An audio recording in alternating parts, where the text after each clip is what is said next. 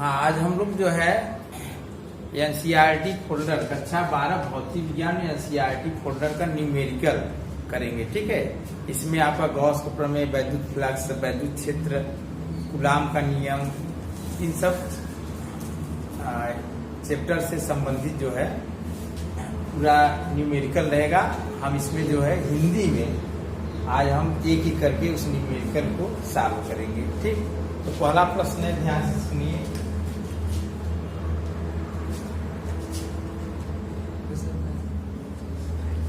पहला प्रश्न है, दो गोलों के आवेश क्रमशः 2 × 10⁻⁷ कूलाम और 3 × 10⁻⁷ कूलाम है, जिन्हें 30 कूलाम की दूरी, इसमें 30 कूलाम की दूरी पर वायु में रखा गया है। 30 सेमी से, ये 30 सेमी है, इसमें थोड़ा सा हम लोग बुक लिए उसमें गलत है।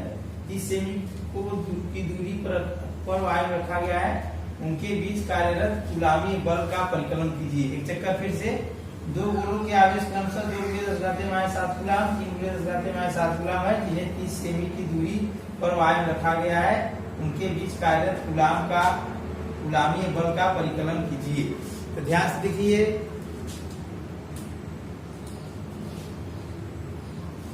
तो यहाँ पर पहला हल हम लोग करेंगे। एक आवेश यहाँ है और जो है एक आवेश यहाँ पे है,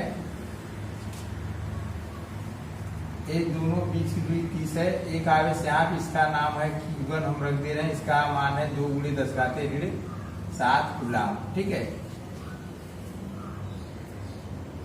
और Q2 का मान है, Q2 का मान 3 × 10⁻⁷ कूलाम। ठीक है, C कूलाम होता है। अब बीच की दूरी कितना है, 30 सेमी। तो कूलामी बल का मतलब होता है आवेशों के बीच लगने वाले बल को हम लोग कूलामी बल कहते हैं या वैद्युत बल कहते हैं। ठीक, तो उसको F से प्रदर्शित करते हैं। F E बराबर K Q1 Q2/R²।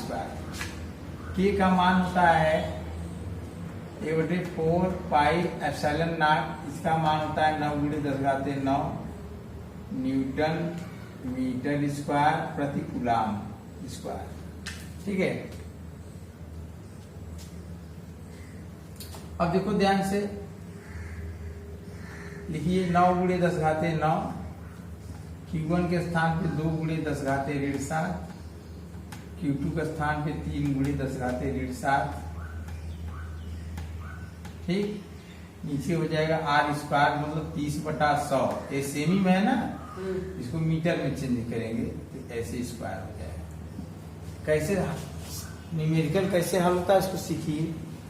पहले जिसमें 10 नहीं लगा है, 10 के घात वाले को छोड़ देते हैं, अंक लेते हैं। 9 × 2 × 3, फिर इसको लीजिए 10⁹ फिर 10⁻⁷, फिर 10⁻⁷। नीचे ये कट गया, 3 × 9/100।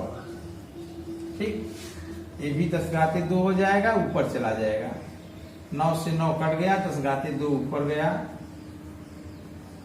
पहले ये लिखते हैं 2 × 3 × 10⁻⁹ × 10⁻⁷ × 10⁻⁷ × 10⁻², ये वाला 10⁻। सरल करो, 3 दूना 6 हो गया, और 9 और 2 धन जुड़े, 9 2 11 और 7 7 14, 11 ऋण 14 मतलब 10⁻³ न्यूटन। तो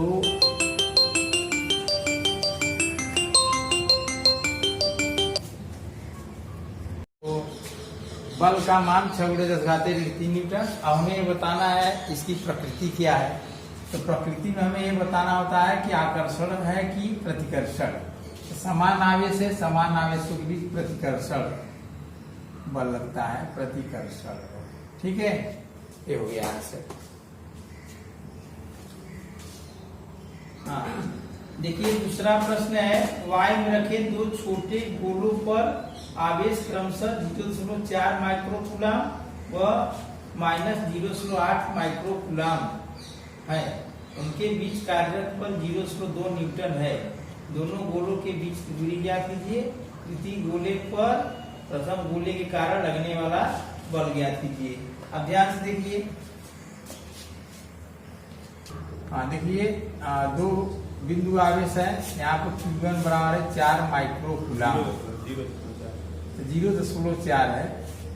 इसको हम लोग लिखेंगे क्या, 0.4 माइक्रो से हो जाएगा 10⁻6 और कूलम, ठीक, सीसी कूलम। अब 0.1 स्थान आगे करना है तो घात में जो है एक वृद्धि कमी हो जाता है, तो हो जाएगा 4 × 10⁻7। दशमलव जो हमसे दूर जाएगा तो ऋण लगाइए, ठीक है। जैसे 0.4 × 10⁻6 है, दशमलव हमसे दूर जा रहा है, दूर का मतलब यहाँ पे, यहाँ से मैं यहाँ भेजना है, हम क्या करेंगे, घात में एक ठो घटा दीजिए, दूर जा रहा है तो माइनस, पास आ रहा है तो प्लस, ये ऐसे हो जाएगा। इसी तरह से Q2 लिखिए, Q2 कितना है, -0.8 माइक्रो कूलम है, हो जाएगा ये -0.8 × 10⁻6 कूलम, फिर वही हो जाएगा 8 × 10⁻7 कूलम, ठीक है, माइनस। और दोनों बीच की दूरी पूछा हमें जो है याद करना है, F का मान दिया है, F का मान कितना है 9.2 न्यूटन, ठीक है। तो सूत्र होता है वही बिंदु आवेश के बीच, आवेश कई प्रकार का होता है, बिंदु आवेश होता है, रेखीय आवेश होता है, पृष्ठीय आवेश होता है, आयतन आवेश होता है। तो बिंदु आवेश के बीच जो बल लगता है उसका सूत्र है F बराबर K Q1 Q2 R², ठीक। हमें क्या करना है, R का मान निकालना है, तो तिरछा गुणा कर दो, F R² बराबर K Q1 Q2, R² बराबर K Q1 Q2 F, ठीक है। मान रखिए, मान रखते हैं हम लोग, R बराबर √, अभी मान अब रखेंगे,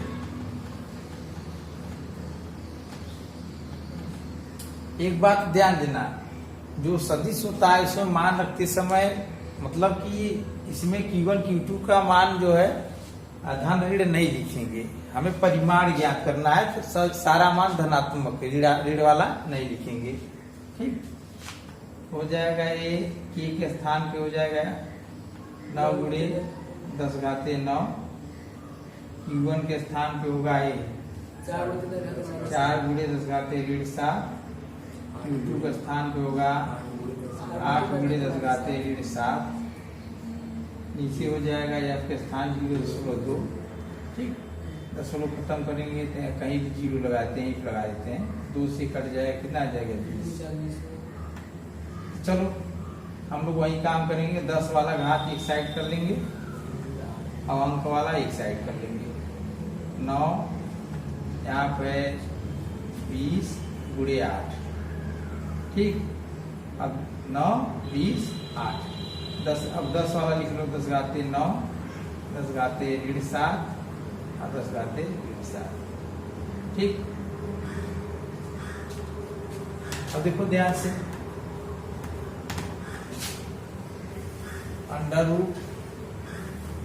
ध्यान से देखिए, ये 0 इस पे लगा दीजिए, 7 14 हो गया, और 0 वाला 10 के घात 9 था, एक यहाँ पे 9 1 10 हो जाएगा, हमारा बचेगा 9 × 16 × 8 × 16, 8 × 16, 9 × 16, आई धन वाला 9 और 9 1 0 यहाँ पे 10 10 और गुड़े 10 -14, नीचे कुछ नहीं है, इसका हो जाएगा 3, इसका हो जाएगा 4, इसका हो जाएगा 5, इसका हो जाएगा 10⁻7, ठीक है। तो जाए चाहते हैं 12 × 10⁻2 मीटर, ठीक।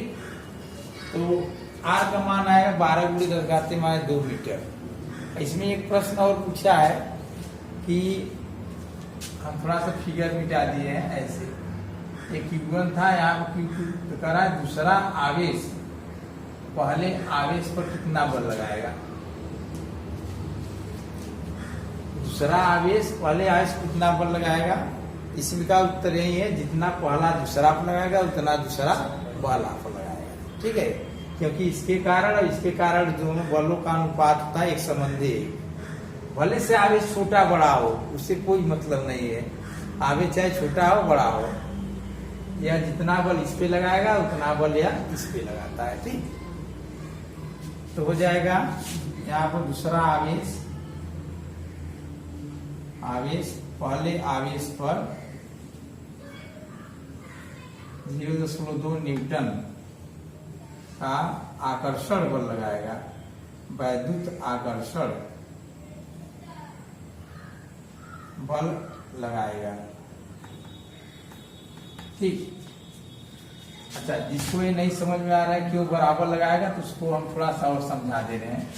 जैसे मान लो Q1 के कारण Q2 को बल Q1 के कारण Q2 बल निकालना है तो F12 हो जाएगा कि Q1 Q2 बटे R स्क्वायर, और Q2 के कारण Q1 को बल लगाना है तो F21 बराबर के Q2 Q1 बटे R स्क्वायर। दोनों को मान देखिए बराबर है कि नहीं, दोनों का मान बराबर है, इसलिए दोनों बराबर बल लगाएंगे।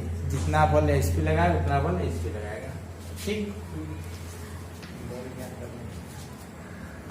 तीसरा है, जांच कीजिए कि अनुपात के ई स्क्वायर बटे GME/MP विमाहीन है।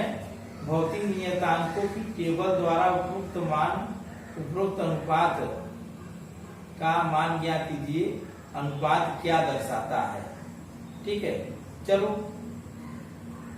हम लोग थोड़ा सा देखते हैं क्या दर्शाता है अनुपात। तो अनुपात की क्या है, तीसरा हल, अनुपात है Ke² अपान GME/MP, माने प्रोटॉन द्रव्यमान और इलेक्ट्रॉन का द्रव्यमान ना। के माने है और 1/4πε0 मतलब 9×10⁹ ठीक, और E² का मान होता है 1.6×10⁻⁻⁹। जी है सार्वत्रिक गुरुत्वाकर्षण मई इलेक्ट्रॉन द्रव्यमान, MP प्रोटॉन द्रव्यमान। चलो हम लोग चेक करते हैं, ध्यान से देखो के का मान कहाँ से निकाले थे, यहाँ से निकाल देखो। F बराबर K Q1 Q2 बटे R², तो क्या आ जाएगा F R² बटे Q1 Q2 के स्थान हो गया। E ऐसे ही रहने दो, नीचे G का मान कैसे निकालेंगे, F बराबर होता है GM1 M2 बटे R², तो इलेक्ट्रॉन प्रोटॉन यहाँ MI और MP होगा। ठीक, यहाँ हो जाएगा G का मान F R², नीचे MI MP। ठीक है, अच्छा, गुणे MI MP। ये वाला कहाँ से आया,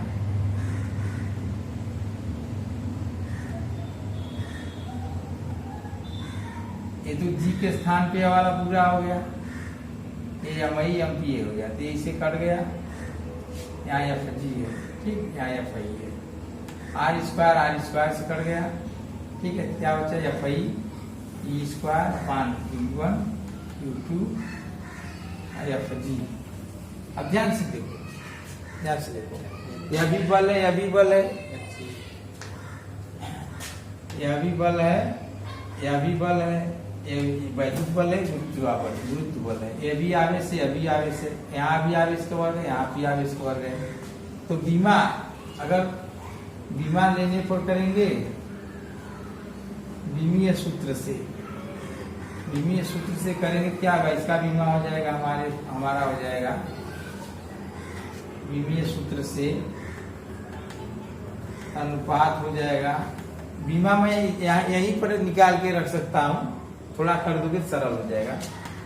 इसका हो जाएगा MLT-2, यहाँ हो जाएगा E का मतलब हो जाएगा आवेश, आवेश का होता है AT, क्या होता है, हाँ, यहाँ पर भी आवेश है AT, यहाँ भी आवेश है AT।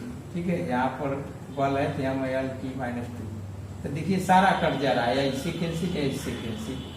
ठीक है, ये दोनों मिलके इससे कैंसिल, तो बचा हमारा क्या समझ लो एक आया, क्या एक का मतलब हो जाएगा m घाते 0, n घाते 0, t घाते 0 और a घाते 0। तो इस ये जो अनुपात है इसका जो है द्विमीय सूत्र क्या हो गया, m0 l0 t0 a0। समझ आया ना। देखो m एक है, यहाँ पर एक है, तो ऊपर जाएगा एक में से एक होगा 0, l यहाँ पे एक हो, यहाँ पर भी एक हो, एक में से एक निकलेगा 0, ऐसे ही सारा 0 आ जाएगा। ठीक, अनुपात का मान, अभी देखो अनुपात का बीमान क्या है, तो क्या है बीमाहीन, क्या है बीमाहीन। ठीक है, अब इसका मान निकालते हैं। मान निकालेंगे तो क्या होगा, k का मान होता है 9 गुणे 10 घाते 9, e का मान होता है इसमें 6 गुणे 10 घाते -19, स्क्वायर है इसको 2 बार लिख देंगे। ठीक, नीचे g का मान होता है 6.67 गुणे 10 घाते -11, इलेक्ट्रॉन का द्रव्यमान होता है 9.1 गुणे 10 घाते -31, और प्रोटॉन का द्रव्यमान होता है गुणे 10 घाते -27।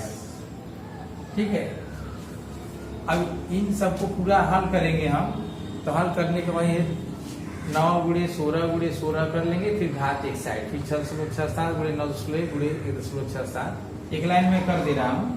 9 गुणे 6 गुणे 1.6, नीचे हो जाएगा 6.67 गुणे 9.1 गुणे 1.67, और घात सारा एक पास में 10 घाते 9, 10 घाते -19, 10 घाते -19, यहाँ पूछे ऊपर जाएगा 10 घाते -11 ऊपर जाएगा 11, या 31 से ऊपर जाएगा धन 31, ऋण 27 से ऊपर जाएगा धन 27। ठीक है, ये हो गया। इन सबको जब पूरा हल करेंगे तो हमारा आंसर आएगा लगभग में 2.29 गुणे 10 घाते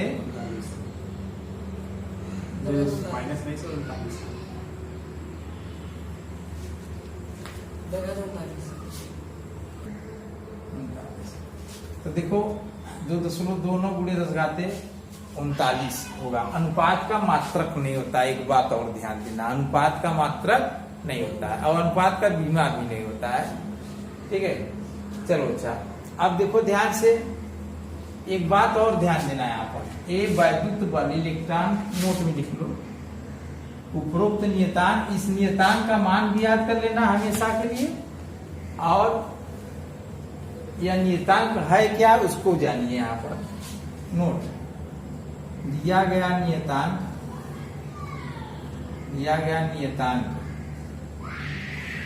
इलेक्ट्रॉन व प्रोटॉन के बीच कार्यरत वैद्युत दिया गया अनुपात की, इलेक्ट्रॉन और प्रोटॉन के बीच कार्यरत वैद्युत बल व गुरुत्वीय बल का अनुपात है, ठीक। तो ये जो अनुपात दिया गया है किसका अनुपात है, वैद्युत बल और गुरुत्वीय बल का अनुपात है, किसके बीच, इलेक्ट्रॉन और प्रोटॉन के बीच। ठीक है, इस अनुपात का मान 2.29 गुणे 10 घाते 39 है। इसका मतलब यह है कि वैद्युत बल गुरुत्वीय बल से इतना गुना बड़ा होता है, किस स्थिति में, इलेक्ट्रॉन और प्रोटॉन के बीच लगने वाले बलों की स्थिति में ना, माने एक इलेक्ट्रॉन एक प्रोटॉन है, उनके बीच वैद्युत बल और गुरुत्वीय बल का अनुपात निकालेंगे तो 2.29 गुणे 10 घाते 39 आएगा। वैद्युत बल गुरुत्वीय बल से इतना गुना ज्यादा होता है। चौथा का पहला, किसी वस्तु पर आवेश क्वांटीकरण होता है, कथन की व्याख्या करो। और दूसरा है बृहद प्रेक्षणों में क्वांटीकरण की घटना वैद्युत आवेश के लिए दृष्टिगोचर नहीं होती है। तो ध्यान से देखिए, क्वांटीकरण का मतलब यह होता है कि किसी भी चालक पर आवेश जो होता है वो या नहीं के रूप में होता है। जैसे मान लीजिए चालक है, इस पर जो है हम कोई आवेश इस पे दे रहे हैं, धन आवेश दे रहे हैं या ऋण आवेश दे रहे हैं, तो अब Q का मान जो दे रहे हैं, मान लीजिए इस पे आवेश Q है, ठीक है। तो Q बराबर हमारा क्या होगा, प्लस माइनस या नहीं, अगर यह धनात्मक है तो प्लस या नहीं और ऋणात्मक है तो माइनस या नहीं। अब यन क्या होगा, यन सदैव पूर्णांक होगा। क्या होगा? पूर्णांक। ठीक है, यन क्या होगा? पूर्णांक। इसका मतलब है कि आप किसी चालक को जब भी आवेश देंगे तो पूर्ण संख्या के रूप में देंगे। 1E, 2E, 3E, 4E, 5E इस रूप में देंगे और 1.5E के रूप में नहीं दे सकते। जिस तरीके से कोई इंसान मतलब आधा इंसान नहीं होता है, उसी तरीके से आधा इलेक्ट्रॉन नहीं होता है, आधा प्रोटॉन नहीं होता है। तो कहने का तात्पर्य है क्वांटीकरण का मतलब यह है, आवेशों का क्वांटीकरण में सीधा ये कहना है आवेश क्वांटीकृत नहीं होते हैं। आवेश का मतलब क्वांटीकरण, आवेश किसी चालक पर आवेश जो है पूर्णांक के रूप में जाता है, इलेक्ट्रॉन के पूर्ण गुणज के रूप में होता है। किसी चालक पर आवेश इलेक्ट्रॉन के पूर्ण गुणज के रूप में होता है, इसी को हम लोग आवेश का क्वांटीकरण कहते हैं। ठीक, अच्छा। और दूसरा चौथा का पहला ये था, दूसरा इसका आंसर मैं फिर से लिख दे रहा हूं। किसी चालक पर आवेश, किसी चालक पर आवेश या नहीं के रूप में होता है जहां यह क्या है? पूर्णांक है। ठीक, जवाब उत्तर है जब कांच को सिल्क से रगड़ा जाता है, मान लो सिल्क है, ये कांच है ना, हमें आवेश संरक्षण प्रूफ करना है। तो प्रारंभ में रगड़ने से पूर्व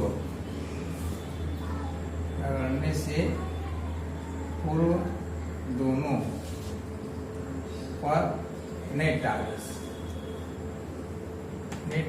क्या होगा? 0 + 0। ठीक, और रगड़ने के बाद दोनों पर नेट आवेश। अब ध्यान से देखो, अब इसको जो है रगड़े नहीं थे, अब यहाँ जब हम इनको आपस में घर्षण करेंगे, ये स्थिति 1 है, ये क्या है? 2 है। जब इन दोनों का आपस में रगड़ेंगे तो क्या होगा? कांच में से इलेक्ट्रॉन निकल के इसमें आ जाता है, कांच में से इलेक्ट्रॉन निकल कर इसमें आ गया।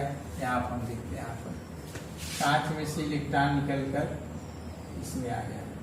दोनों को जब घर्षण किए तो कांच से इलेक्ट्रॉन निकल के इस पे आ गया। जब ये अपना इलेक्ट्रॉन दे दिया तो धनी हो गया, या ले लिया क्या ऋणी हो गया।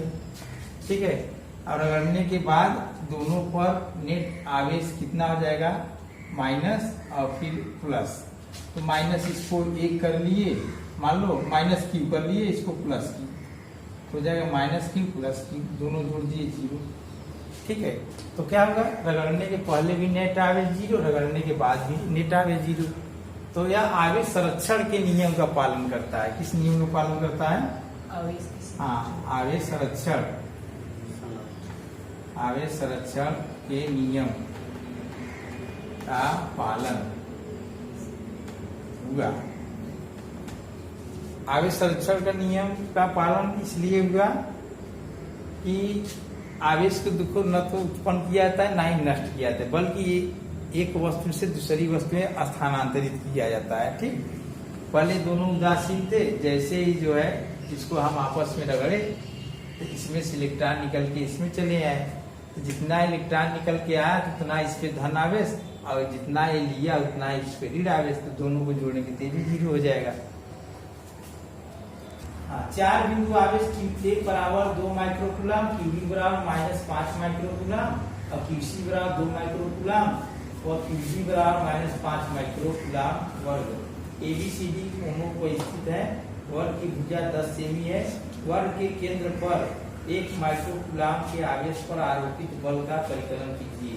अच्छे से देखिए, एक वर्ग हम लोग बनाते हैं, ध्यान से देखिएगा इस प्रश्न को। यहाँ पर हम A मान लिए, यहाँ पर B मान लिए, यहाँ पर C मान लिए, यहाँ पर D। A के कोना जो आवेश है वो 2 माइक्रोकूलम का है शायद, और C पर जो है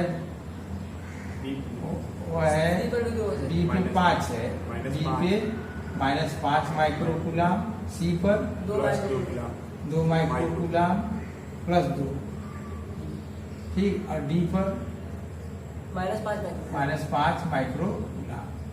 और इन दोनों का विकर्ण जो है, पहले तो एक बात ध्यान दीजिए, वर्ग का जो विकर्ण होता है वो बराबर होते हैं, या दूरी इसके बराबर या दूरी चारों बराबर होते हैं, ठीक है।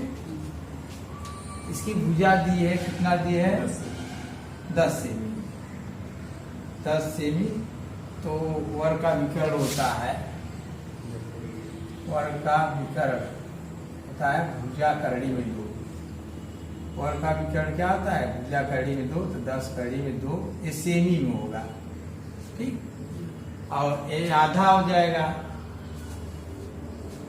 ओ ए बराबर ओ बी बराबर ओ सी बराबर ओ डी, कितना गया 10 करड़ी में 2/2, यानी 5/2। पूरा 10 करड़ी में 2 है तो आधा है, आधा है, आधा है, आधा है, ठीक है। इतना समझ लो। चलो, हमें यहाँ पे एक माइक्रोकूलम का आवेश आया, एक माइक्रोकूलम का आवेश, ठीक है, एक माइक्रोकूलम का आवेश आया। तो एक माइक्रोकूलम का जब आवेश इस कोने पर रखा गया, इस पे परिणामी बल क्या होगा, ठीक। तो परिणामी बल, देखो, बल सदिश राशि है, उसका जब हम न्यूमेरिकल करते हैं तो उसको धनात्मक चिन्ह के साथ लेते हैं, ठीक है। या वैद्युत क्षेत्र भी सदिश राशि है, जब उसका न्यूमेरिकल में यूज करते हैं धनात्मक लेते हैं। तो चलिए चेक करते हैं। या 2 माइक्रोकूलम है, आप 1 माइक्रोकूलम है, इसके कारण इस बिंदु पर जो वैद्युत क्षेत्र या वैद्युत बल उत्पन्न होगा उसकी दिशा किधर होगी, ये भी धन है, या भी धन है, तो इसकी दिशा इधर है ना। FAO है, क्या है FAO, नहीं समझ में आया, यहाँ पे आवेश यहाँ पे वो है, तो इसके कारण इस पे जो बल लगेगा उसकी दिशा किधर होगी, वैद्युत बल केंद्रीय बल होता है, मतलब केंद्रों को मिलाने में रेखा की ओर ऐसे। केंद्रीय बल मतलब दोनों आवेशों के केंद्रों को मिलाने वाली रेखा के अनुदिश वैद्युत बल काम करता है, या तो ऐसे या तो ऐसे, ठीक है। तो ये क्या है FAO, ध्यान से देखना, FAO कितना आएगा, K 2 × 1/r², मतलब OA², ठीक। मान भी रख सकते हो OA का, कितना होगा 5√2², ठीक है। सेमी में है, ये माइक्रो में है, ये बात ध्यान देना। इसका मात्रा कुछ भी हो, हम न्यूटन नहीं लिख पाएंगे अभी, ठीक है। FAO बड़ा इतना मैं मान लिया, ठीक। और न्यूटन लिखना, चलो 10⁻6 और गुणे 10⁻6 करो, इसका हो जाएगा क्या, इस सेमी में है तो /100 कर देंगे, मीटर हो जाएगा। FAO डायरेक्शन किधर है भैया, A से O की ओर, A से O की ओर। चलो FOA करो।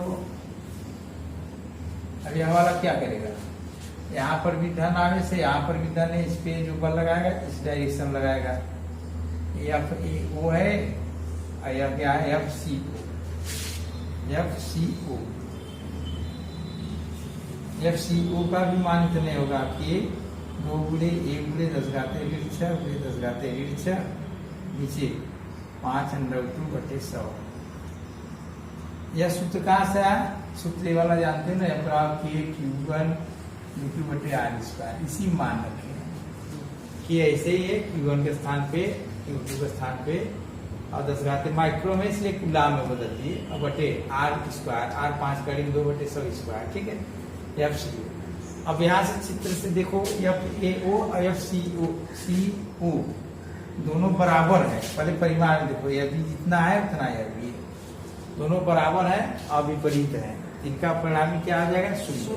क्या हो जाएगा, 0, ठीक है। चलो हम लास्ट में करेंगे अभी।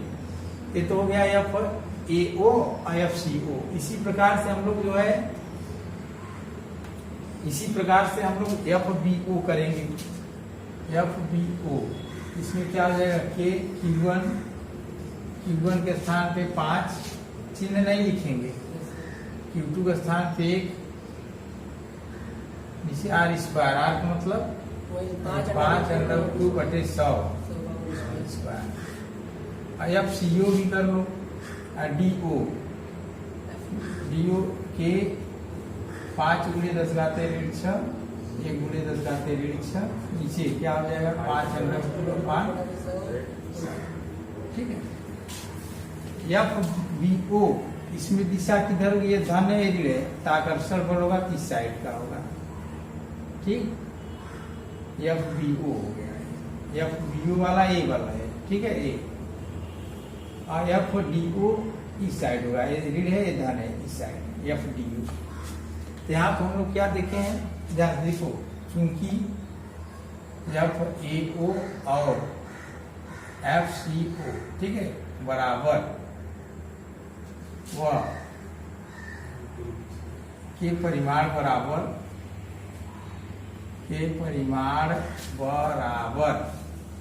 वह विपरीत दिशा में, वह दिशा विपरीत है, दिशा विपरीत है, ठीक है। परिमाण बराबर और दिशा क्या है, विपरीत है, इसलिए परिणामी, इसलिए उनका परिणामी, इसलिए उनका परिणामी क्या है भैया, परिणामी 0 होगा कि नहीं, हाँ। चलो इसी प्रकार, अब इसी प्रकार मतलब समझते हो ना, जैसे ये वाला लिखे हैं FBO और FDO, क्या लिखेंगे बताओ, के परिमाण बराबर वह विपरीत, वह बराबर वह दिशा विपरीत है, इसलिए उनका परिणामी क्या होगा, 0। इस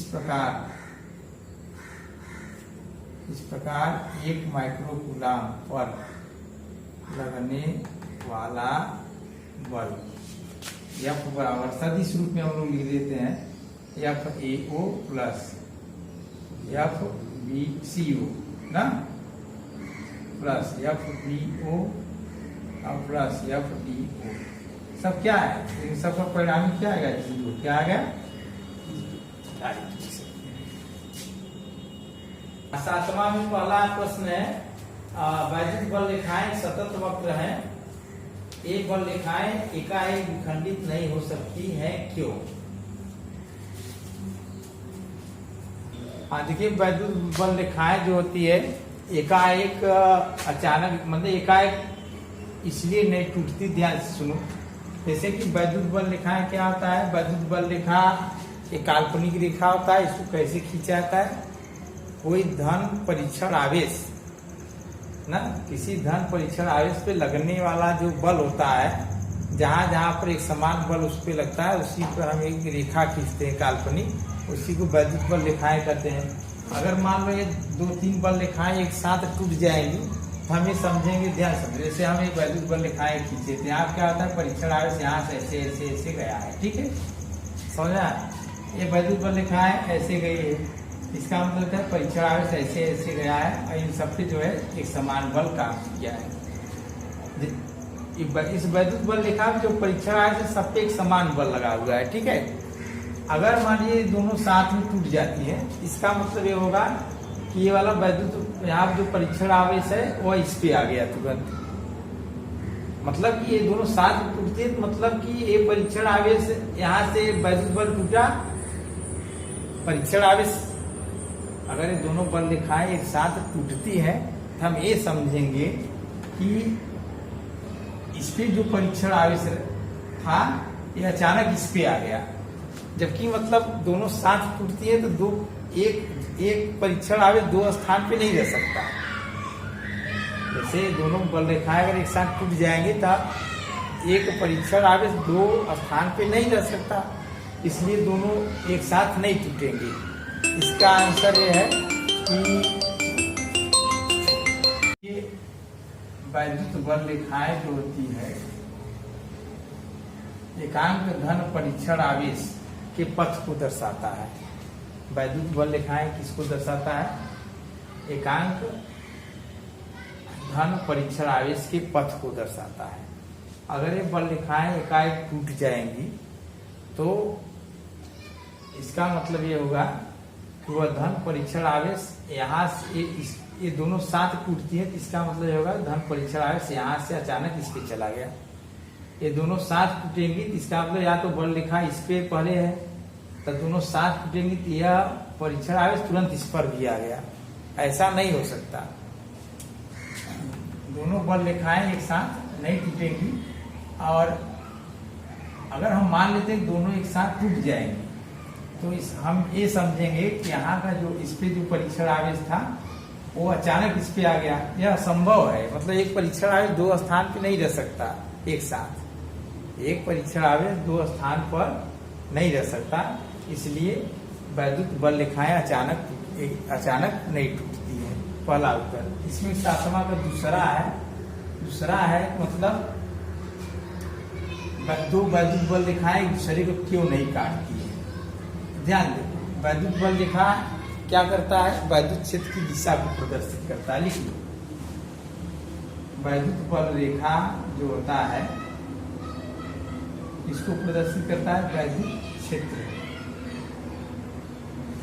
की दिशा को प्रदर्शित करता है। और दूसरा ये क्या होता है, एकांक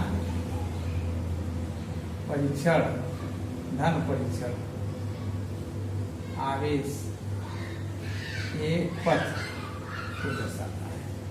तो वैद्युत क्षेत्र की दिशा को दर्शाता है। मान लो दो वैद्युत बल रेखाएं दूसरे को काट दी, तो काट दी तो मतलब देखो यहाँ पे वैद्युत क्षेत्र की दिशा ये दिशा होगी, यहाँ पे वैद्युत क्षेत्र की दिशा ये दिशा होगी, यहाँ पर ये दिशा होगी, यहाँ पर ये दिशा होगी। मतलब वैद्युत बल रेखा पर जब स्पर्श रेखा खींचते हैं किसी बिंदु पर, तो जो स्पर्श रेखा होता है वही वैद्युत क्षेत्र की दिशा होती है, वही वैद्युत क्षेत्र की दिशा होती है। वैद्युत क्षेत्र की दिशा क्या होती है, वैद्युत बल रेखा पर किसी बिंदु से स्पर्श रेखा खींचेंगे तो वह उस बिंदु पर वैद्युत क्षेत्र की तीव्रता की दिशा निर्धारित करती है। फिर से समझ लो, जैसे मान लो ये वैद्युत बल रेखा है, फिर से समझो ध्यान से, ठीक है। ये वैद्युत बल रेखा है, वैद्युत बल। अगर कोई हमसे पूछा यहाँ पर भी वैद्युत क्षेत्र की तीव्रता की दिशा बताओ तो हम क्या करेंगे, यहाँ पर ऐसे स्पर्श रेखा खींचकर बता देंगे ये दिशा, ठीक है। अगर कोई पूछेगा पॉइंट बी पर वैद्युत क्षेत्र की दिशा बताओ तो हम क्या करेंगे, यहाँ पर स्पर्श रेखा खींच देंगे ऐसे ऐसे ऐसे, मतलब स्पर्श रेखा खींच देंगे और कहेंगे ये दिशा है, ठीक है। अगर कोई पूछे, अब देखो हमारा प्रश्न पे आते हैं, प्रश्न ये बोल रहा है दो वैद्युत बल रेखाएं एक दूसरे को कभी नहीं काटती। ध्यान से, मान लो ये यहाँ पर काट दी, मान लीजिए कि यहाँ पर वैद्युत बल रेखाएं एक दूसरे को काटती हैं, माना बिंदु सी पर वैद्युत बल रेखाएं एक दूसरे को काटती है, हम क्या निष्कर्ष निकालेंगे, सी पर जो वैद्युत क्षेत्र की दिशा होगी, ध्यान से देखो, एक यहाँ इधर होगी ईसी और एक इधर होगी ईसी, ठीक। एक स्थान पे दो वैद्युत बल रेखाओं की दिशा थोड़ी न होगी, एक स्थान पर वैद्युत क्षेत्र की दिशा दो नहीं हो सकती, एक स्थान पर वैद्युत क्षेत्र की दिशा दो नहीं हो सकती, इसीलिए दो वैद्युत बल रेखाएं एक दूसरे को कभी नहीं काटती। समझ में आया? हम एक स्थान पे दो वैद्युत क्षेत्र थोड़ी ना बताए, कोई पूछा होता है यहाँ वैद्युत क्षेत्र की दिशा किधर है तो हम कहें इधर है, फिर थोड़ी देर बाद फिर आया पूछा कि यहाँ वैद्युत क्षेत्र की दिशा किधर है, इधर है, ये गलत बात है ना। वैद्युत क्षेत्र की दिशा एक बिंदु पर एक तरफ होती है, जैसे इस बिंदु को वैद्युत क्षेत्र की दिशा हम इधर मान लिए तो इधर नहीं होगी ना, इसीलिए दो वैद्युत बल रेखाएं एक दूसरे को नहीं काटती, ठीक। इसका आंसर ऐसे लिखो आप लोग कि दो वैद्युत बल रेखाएं एक दूसरे को इसलिए नहीं काटती कि अगर काटेंगी तो कटान बिंदु पर दो वैद्युत क्षेत्र की दिशाएं होंगी, जो कि असंभव है। एक बिंदु पर वैद्युत क्षेत्र की दिशा एक ही होती, दो नहीं होता है। दो बिंदु आवेश Qa बराबर 3 माइक्रोकूलम तथा Qb बराबर -3 माइक्रोकूलम एक दूसरे से 20 सेमी की दूरी पर निर्वात में स्थित है। तो इसमें दो प्रश्न है, दोनों आवेश QA और QB को मिलाने वाली रेखा AB के मध्य बिंदु O पर वैद्युत क्षेत्र ज्ञात करो। और यदि ऋणात्मक परीक्षण आवेश 1.5 × 10⁻⁹ कूलाम को मध्य बिंदु पर रख दिया जाए तब इस बल द्वारा अनुभव किया गया बल ज्ञात करो। ठीक है, तो चलो हम लोग सबसे पहले QA और QB को बिंदु A और B पर रखते हैं। ठीक, और मध्य बिंदु वो है। ठीक है, अथवा पहला हल। ठीक है, अब देखो क्या करना है।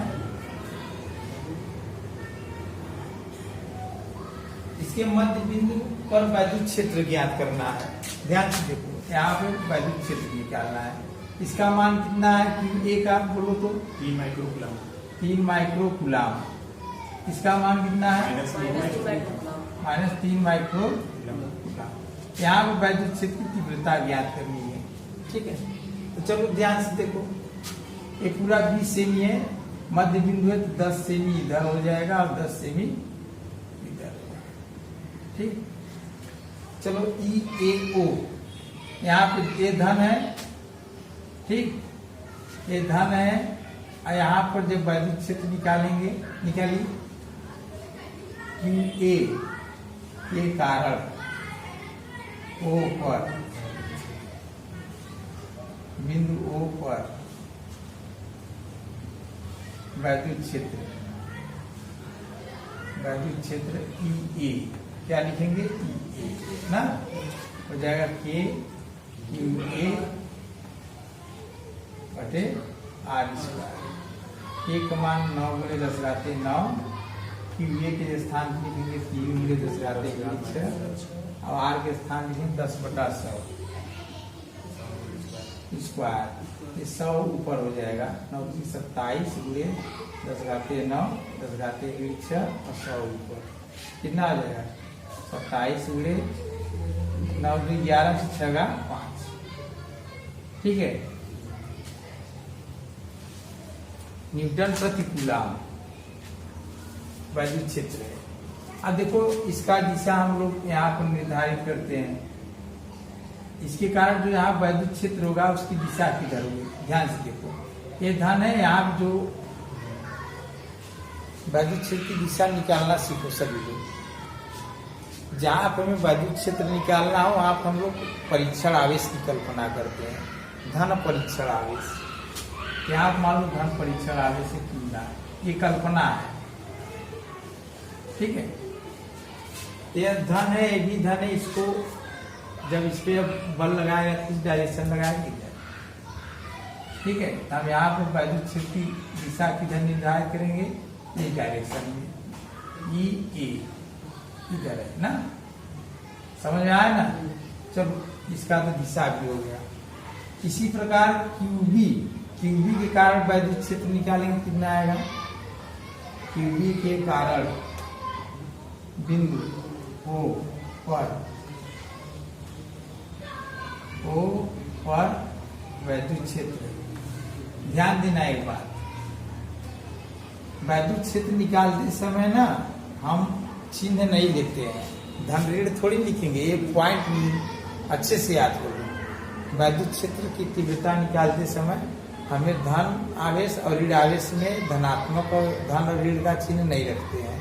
ठीक, सीधा सीधा हो जाएगा वहीं 9 × 10⁻⁹ पूरे 3 × 10⁻⁶ नीचे R² मतलब 10/100 स्क्वायर।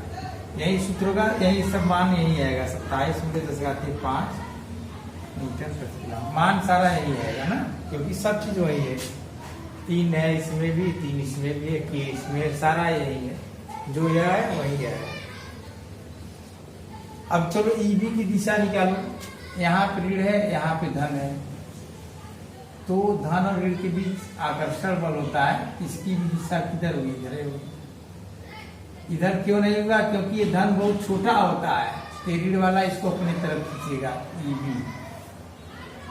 ठीक, तो बिंदु O पर जो वैद्युत क्षेत्र होगा ये के कारण और ईबी के कारण दोनों एक ही दिशा में है, तो जोड़ दीजिए। तो परिणामी वैद्युत क्षेत्र क्या होगा? परिणामी वैद्युत क्षेत्र, परिणामी वैद्युत क्षेत्र। तो हम एक बार परिणामी का सूत्र लगा देते हैं, ये वाला E बराबर A square plus E B square plus 2 A B cos theta. ठीक है, कितना आएगा? दोनों का मान बराबर है। ये के स्थान 27 गुणे 10 घाते 5 के स्क्वायर प्लस 27 गुणे 10 घाते 5 के स्क्वायर प्लस 2 गुणे 27 गुणे 10 घाते 5 गुणे 27 गुणे 10 घाते 5 का 0 है। ठीक है, तो देखो A square plus B square plus 2ab का 0 का मान 1 हो जाएगा। तो हमारा करड़ी बनेगा 27 गुणे 10 घाते 5 प्लस 27 गुणे 10 घाते 5 स्क्वायर बनेगा ना। A square plus B square plus 2ab का 0 का मान 1, इसका वर्गमूल ले लेंगे तो हो जाएगा 27 गुना 54 गुणे 10 घाते 7 करड़ी में स्क्वायर, वर्गमूल ले लेंगे तो वह 54 गुणे 10 घाते 7 न्यूटन प्रति कूलम। दिशा किधर होगा? ए से बी की ओर, ए से बी की ओर, ए से बी की ओर, ऐसे इसका दिशा निर्धारण करके ए से बी। चलिए अब दूसरा प्रश्न देखिए इसमें का। दूसरा इसमें क्या करना है? कुछ करना नहीं है, बस समझना है हमें। इस पे जो है एक क्यू के स्थान पे हम तो प्लस क्यू लाए हैं, पहले हम प्लस क्यू माने थे, लेकिन अब इसके स्थान पे एक नया जो है आवेश आ रहा है। कितना आ रहा है? -1.5 माइक्रो कूलम है। कूलम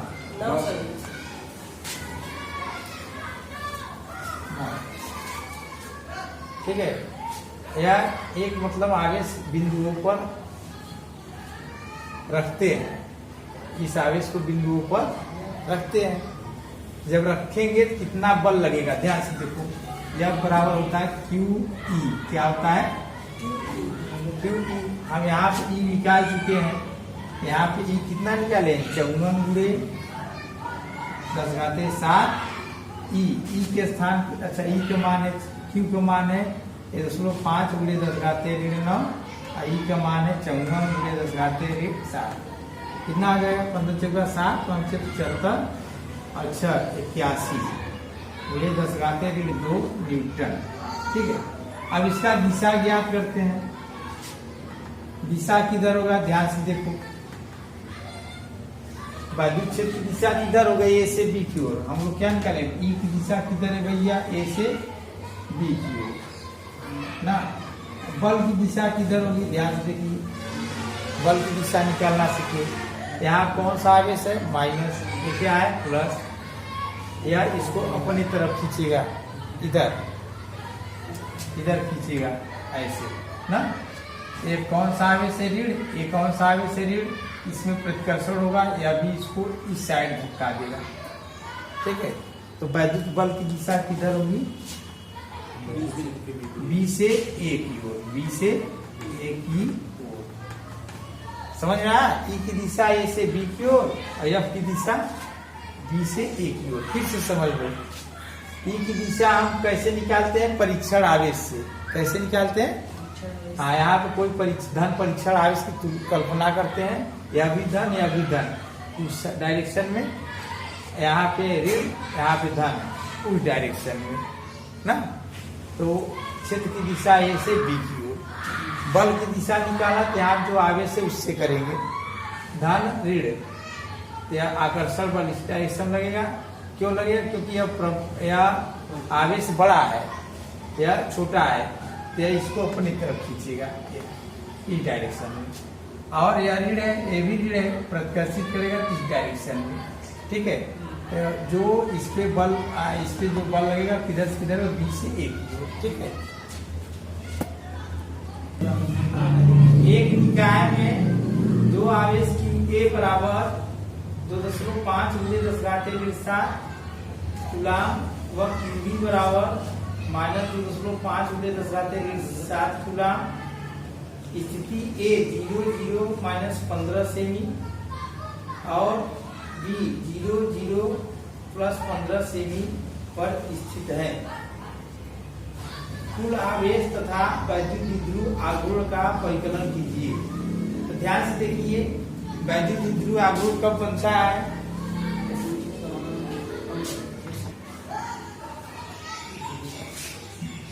जब दो बराबर परिमाण और विपरीत प्रकृति के आवेश एक दूसरे को अल्प दूरी रखा जाए। अल्प दूरी रखेंगे तो वैद्युत द्विध्रुव बनता है। ठीक है, बराबर आवेश को एक दूसरे से सूक्ष्म दूरी पर रखेंगे तो जो निकाय प्राप्त होता है वैद्युत द्विध्रुव होता है। आवेश बराबर होना चाहिए। तो देखो Q का मान दिया है, कितना दिया है?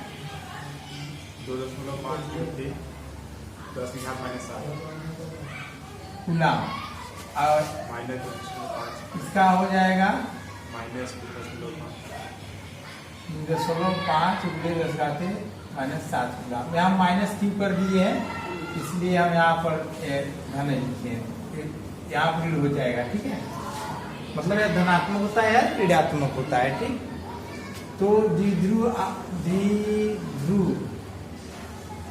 पर कुल आवेश क्या होगा? हमेशा Q प्लस माइनस Q कितना होगा? 0। कितना होगा? ठीक, और दूसरा प्रश्न इसमें और पूछा है वैद्युत द्विध्रुव आघूर्ण। द्विध्रुव आघूर्ण हो जाएगा हमारा द्विध्रुव आघूर्ण P बराबर होता है 2QL। ठीक है, दो Q के स्थान चाहे यह वाला रखो चाहे यह वाला, हमेशा धन वाला रखा करो। तो उसको 5 लगाते हैं साथ या L के स्थान पर लिखेंगे। यहाँ पे 0 मान लेते हैं, तो यहाँ का निर्देशांक दिया है 0 0 -15। ठीक है, यहाँ पे इसको प्लस मान देते, वाला माइनस मान लीजिए। 0 0 -15, वैसे माइनस इधर प्लस उधर माना जाता है। चलो हम सही कर लेते हैं। ठीक है, प्लस। तो कहने का मतलब यह है कि जेड अक्ष पर है, जेड अक्ष पे -15 इस साइड और जेड अक्ष पे +15 उस साइड। तो यल का मान हमारा कितना है? यल बराबर -15 या यल बराबर +15। तो हमें वैद्युत द्विध्रुव आघूर्ण निकालते समय चिन्ह पे ध्यान नहीं देना है, चिन्ह पर ध्यान नहीं देना है, बस मान रखिए। यल का मान हो जाएगा 15 सेमी है तो 15/100 25 गुना 50 गुणे 10 घाते 7 गुणे 2 एक अंक 10.5 गुणे 10 घाते 9 और कूलम मीटर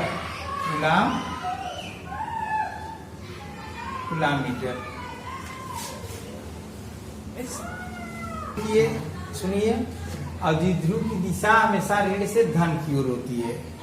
वैद्युत द्विध्रुव आघूर्ण की दिशा ऋण से धन की ओर, ये याद कर लीजिए। इसके सूत्र में मान रखते समय हमें धन ऋण नहीं लिखना है। एक आवेश लेना है और बीच की जो दूरी है तो उसका आधा लेना है, आधी दूरी। जैसे इन दोनों के बीच की दूरी जो है उसकी आधी दूरी। ठीक, अगर इन्हीं आवेशों को अगर हम बहुत ढेर सारा दूरी पर रख दें तो वे द्विध्रुव का निर्माण नहीं करेंगे। यह भी बात याद कर लीजिए।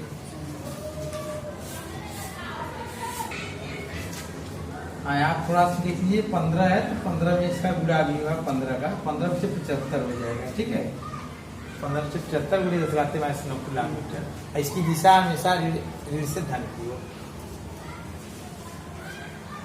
हाँ देखिए, एक वैद्युत द्विध्रुव जिसका द्विध्रुव आघूर्ण 4 गुणे 10 घाते 9 -9 सेमी है। ठीक है, और एक समान वैद्युत क्षेत्र के सापेक्ष 30 अंश के कोण पर है तथा वैद्युत क्षेत्र 5 गुणे 10 घाते 4 न्यूटन प्रति कूलम है। द्विध्रुव का बल आघूर्ण ज्ञात कीजिए। ठीक है, द्विध्रुव का बल आघूर्ण में ज्ञात करना है। इसका सूत्र होता है टाउ बराबर P E sin थीटा। ठीक है, तो सारा मान दिया हुआ है। पी का मान कितना दिया है? 10 की घात -9, 4 × 10 की घात 4 × 10 घाते माइनस -9। 9। ई का मान दिया है 10 की घात 9 × 10 घाते माइनस 5 5 × 10 घाते 4 और साइन 30 है। ठीक है, अब एक बात ध्यान देना, अब इसको सरल करो। 5 चौका 20 और ये हो जाएगा 10 घाते -5 साइन 30 समान ये बता दो। उदाहरण में 20 10 घाते -5 तो हो जाएगा 10 घाते -4 आघूर्ण न्यूटन मीटर।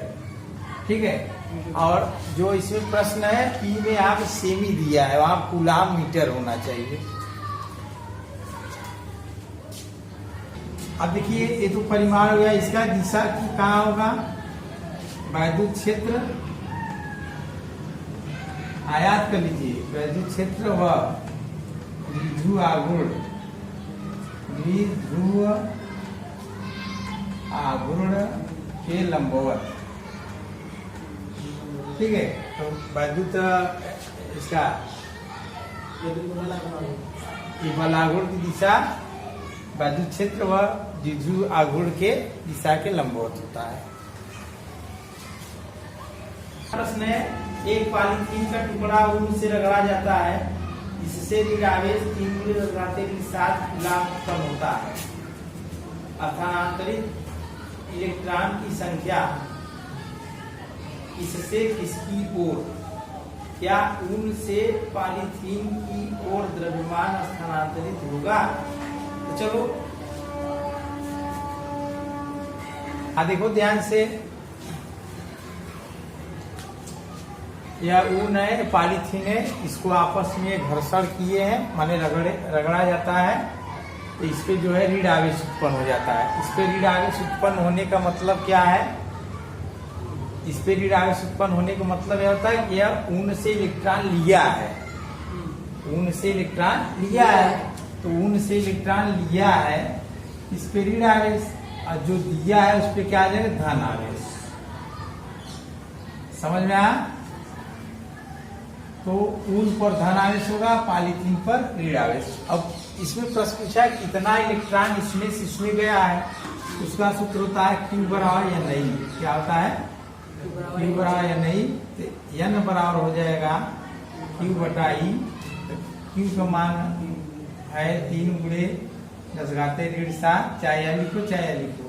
E का मान है 6 × 10⁻19। चिन्ह नहीं लगे, सिर्फ परिमाण, या उसको ऊपर भेज दीजिए 0.0 बटे 16 10⁻7 और 10⁻19। 16 दूना 16 का 16 14 शून्य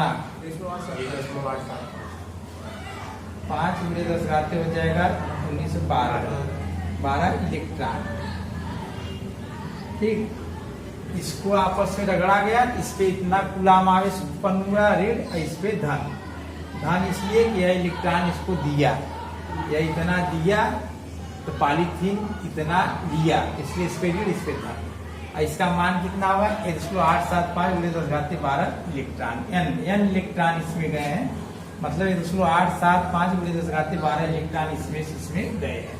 ठीक है, ये हो गया। इसमें एक और प्रश्न पूछा है, वह प्रश्न है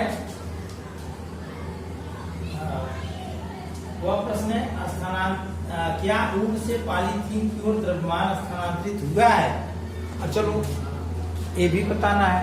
तो देखो, अगर इसमें से इलेक्ट्रॉन इसमें गया है तो इलेक्ट्रॉन का द्रव्यमान होता है। क्या होता है? इलेक्ट्रॉन का द्रव्यमान होता है। जब इलेक्ट्रॉन इसमें जाएगा तो आवेश तो उत्पन्न करेगा ही, लेकिन अपना द्रव्यमान भी लेकर जाएगा। समझ आया ना? इसमें से द्रव्यमान निकल के इसमें गया है, तो यहाँ का द्रव्यमान कम हो गया पहले से, और इसका द्रव्यमान पहले से बढ़ गया। कोई पूछेगा कितना द्रव्यमान कम हुआ? इसमें जो है 9.1 × 10⁻31 का गुणा कर देंगे, इतना कि द्रव्यमान इसका कम हुआ।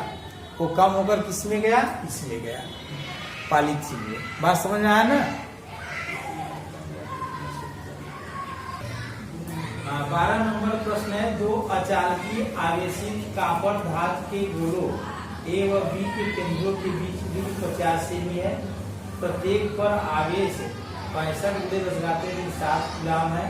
दोनों के बीच प्रतिकर्षण बल ज्ञात करो। दोनों गोलों की त्रिज्याओं के बीच की दूरी की तुलना, दोनों गोलों की त्रिज्या बीच की दूरी की तुलना में नगण्य है। ठीक है, तो इसमें दो प्रश्न है, तो हम क्या करते हैं, देखिए ध्यान से, ये दो गोला है, दोनों बीच में 50 सेमी है। मीटर बदलेंगे 50/100 यानी 1/2। और Q1 को मान दिया है, Q2 को मान दिया है, तो यह बराबर हो जाएगा K Q1 Q2/r²। K के स्थान पे रखेंगे हम 9×10⁹ Q1 के स्थान पे 605×10⁻⁷, Q2 के स्थान पे 605×10⁻⁷, नीचे R के स्थान पे बटे 2² हो जाएगा 9×605×605×4। ये बटे 4 होगा, 4 ऊपर चला जाएगा ना, 9 हो गया, ये हो गया, ये हो गया, ये 4 ऊपर गया, 10⁻⁹, 10⁻⁷, 10⁻⁷। कितना हो जाएगा, 5×1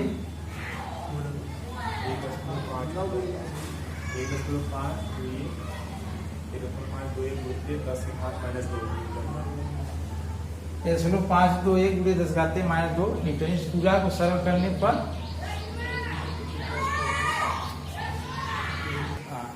देखिए ध्यान से, ये तो 12 का पहला है। इसमें दूसरा भी प्रश्न पूछा है। दूसरा प्रश्न यह पूछा है, आवेश को दोगुना कर दे, मतलब ये भी 2 टुकड़ा हो गया, ये भी 2 टुकड़ा हो गया, ठीक, और बीच की दूरी आधी कर दिया जाए, 1/2 मीटर, 1/4 कर दिया जाए, तो तब बल का मान कितना होगा। चलो उसको भी चेक करते हैं। दूसरा हम लोग चेक करते हैं। आर का मान इस बार हो जाएगा, आधी का मतलब हो जाएगा 25 सेमी, 25/100 यानी 1/4, और यह दुगुना हो जाएगा, 65 × 120, 13 हो जाएगा, ये भी 13 हो जाएगा, दुगुना कर देंगे। देखो 605 में 2 का गुणा करेंगे तो 13 आएगा। तो यह बराबर निकालिए वही K Q1 Q2/r²। K के स्थान पे 9×10⁻⁹, Q1 के स्थान पे 13×10⁻⁷, 13×10⁻⁷, नीचे हो जाएगा 1/4। ठीक, अब 4 ऊपर चला जाएगा, 9 जो है 13×13 यह ऊपर चला जाएगा 16। ठीक, और फिर कितना, 9×13×13 16, 10⁻⁹, तो हमारा हो जाएगा 0.2।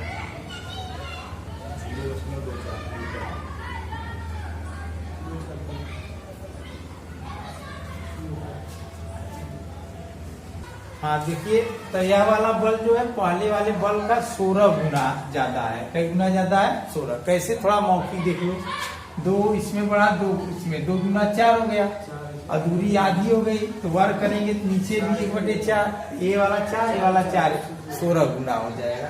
ठीक है, देखिए प्रश्न है अगला। माना प्रश्न 12 में गोले A व B समान आकार के हैं। एक तीसरा समान आकार का गोला जो आवेशहीन है, पहले प्रथम गोले के संपर्क में लाया जाता है, तत्पश्चात दूसरे गोले के संपर्क में लाया जाता है, तथा अंत में दोनों से हटा लिया जाता है, तब A व B के बीच नया प्रतिकर्षण बल ज्ञात करो। ध्यान से देखिए, एक गोला A है और एक गोला B है। ये प्रश्न 12 है, प्रश्न 13 है, लेकिन जो गोला लिया है 12 का लिया है, प्रश्न 12 का गोला है। ठीक है, इस पे आवेश पहले कितना था, हम इसको लिखेंगे। इस पे जो आवेश है QA बराबर कितना है, 6.5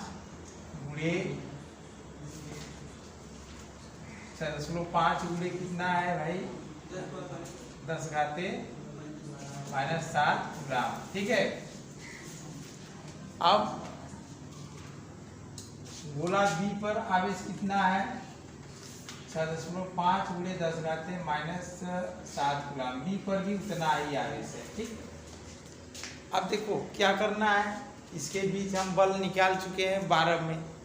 अब बोल रहा है कि तीसरा गोला लाना है, इसके संपर्क में किया था। तीसरा गोला एकदम आकार समान है, तीसरा गोला सी है और सी को पहले जो है हम इससे संपर्क कराएं ए से। ध्यान से देखो, ए व सी को आपस में संपर्क कराने पर, ए व सी को आपस में संपर्क कराने पर प्रत्येक पर आवेश, प्रत्येक पर आवेश। एक बात ध्यान देना, यह आवेशित है, यह भी आवेशित है, यह क्या है अनावेशित है। जब इसको इसे संपर्क कराएंगे तो दोनों को जितना आवेश होगा उसका आधा हो जाएगा। तो ए व सी को आपस में संपर्क कराने प्रत्येक पर आवेश, प्रत्येक पर आवेश कैसे होगा, इन दोनों के आवेशों का योग बटा 2, इस पे भी होगा इस पे भी बराबर आवेश होगा। तो हो जाएगा हमारा QA + QC/2। तो प्रत्येक पर आवेश का मतलब क्या, यहाँ QA डैश बराबर QC डैश बराबर QA + QC/2। समझो ध्यान से, इस पे आवेश है, इस पे आवेश नहीं है, दोनों को हम टच कर दिए, मतलब स्पर्श कर दिए, स्पर्श करा दिए।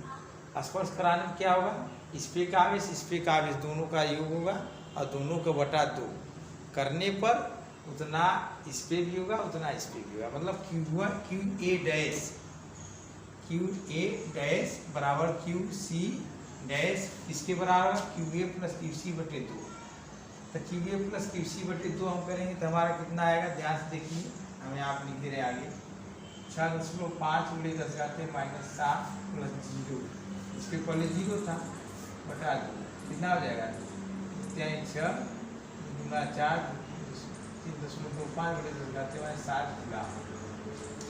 जब टच करा के दूर कर देंगे तो 3.25 × 10⁻7 कूलम इस पे आवेश होगा और 3.25 × 10⁻7 कूलम इस पर आवेश होगा। ठीक है, चलो ये तो प्रथम कंडीशन था।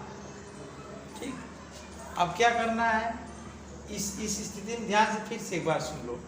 अब स्पर्श करा के दूर कर दिए, इस पर कितना आवेश होगा 3.25 × 10⁻7 कूलम और इस पर कितना आवेश होगा 3.25 × 10⁻7 कूलम।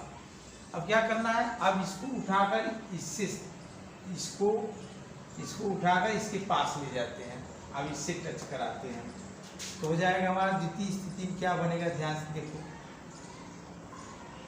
ए व सी को बी व सी को आपस में स्पर्श कराने पर प्रत्येक पर आवेश, यहाँ लिखेंगे QB डैश बराबर QC डबल डैश, मतलब QC डैश हो गया था ये डैश, अब यह आपस में टच करा रहे हैं हम। जब इसको आपस में टच करा रहे हैं तो QB + QC⁻2, इस पे आवेश कितना है QB, इस पे कितना है QC डैश। ठीक है, अब बटा 2 होगा, किसके बराबर होगा, आप मतलब इस पे कितना होगा इसके पे कितना होगा, QB डैश बराबर QC डबल डैश हो जाएगा QB + QC डैश अपन, मान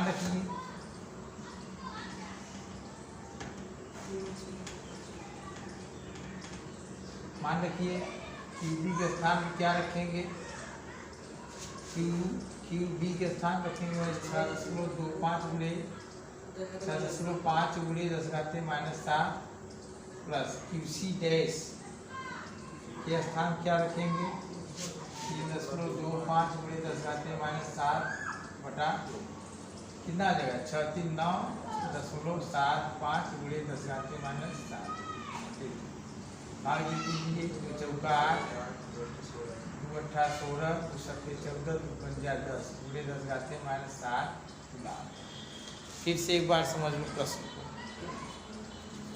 पहले इस गोले को इस गोले से टच कराएं, तब टच कराकर दूर कर दिए तो दोनों पर आवेश कितना हो गया 3.25 गुणे 10 घाते -7 इस पे 3.25 गुणे 10 घाते -7 इस पे।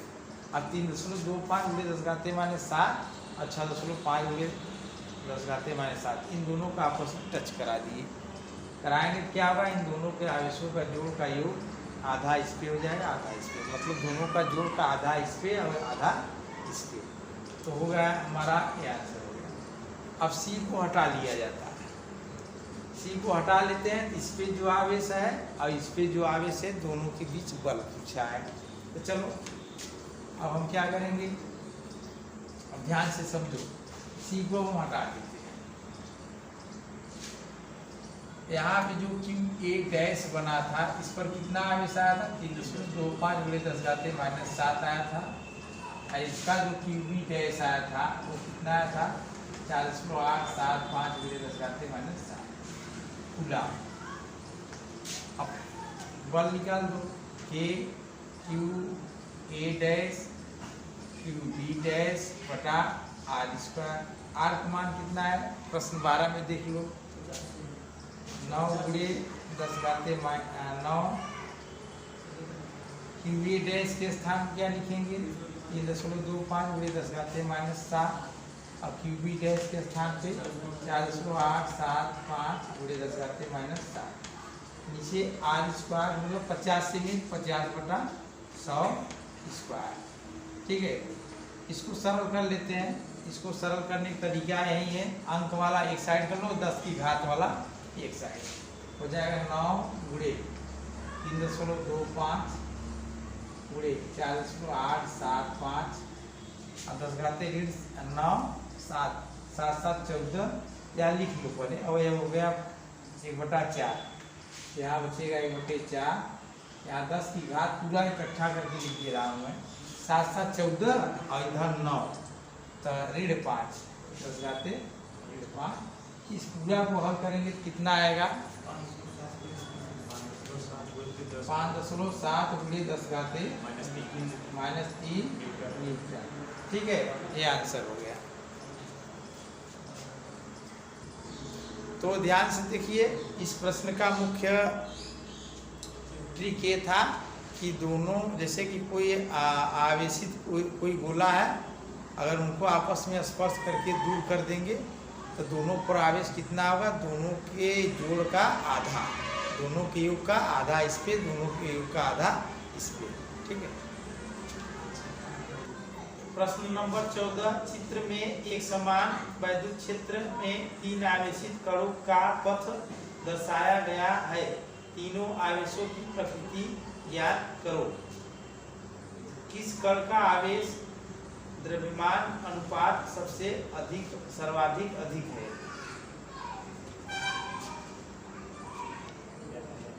हाँ देखिए ध्यान से, यह धन प्लेट है, ऋण प्लेट है, और इसमें जो है 3 ठो आवेशित कण पास कराए जाते हैं। और पास कराने के बाद इनका विचलन इस प्रकार है चित्र के अनुसार।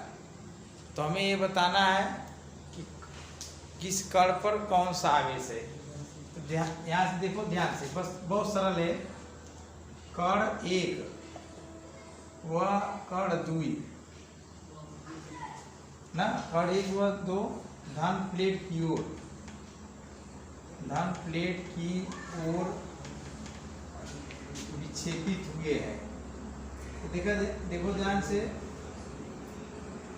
ये है, अब दिमाग लगाओ, यह धन प्लेट की ओर मुड़ा है, इसका मतलब इस पे कौन सा आवेश मुड़ा होगा, ऋण आवेश, तभी ना इसकी तरफ मुड़ा, धन होता दूर चला जाता।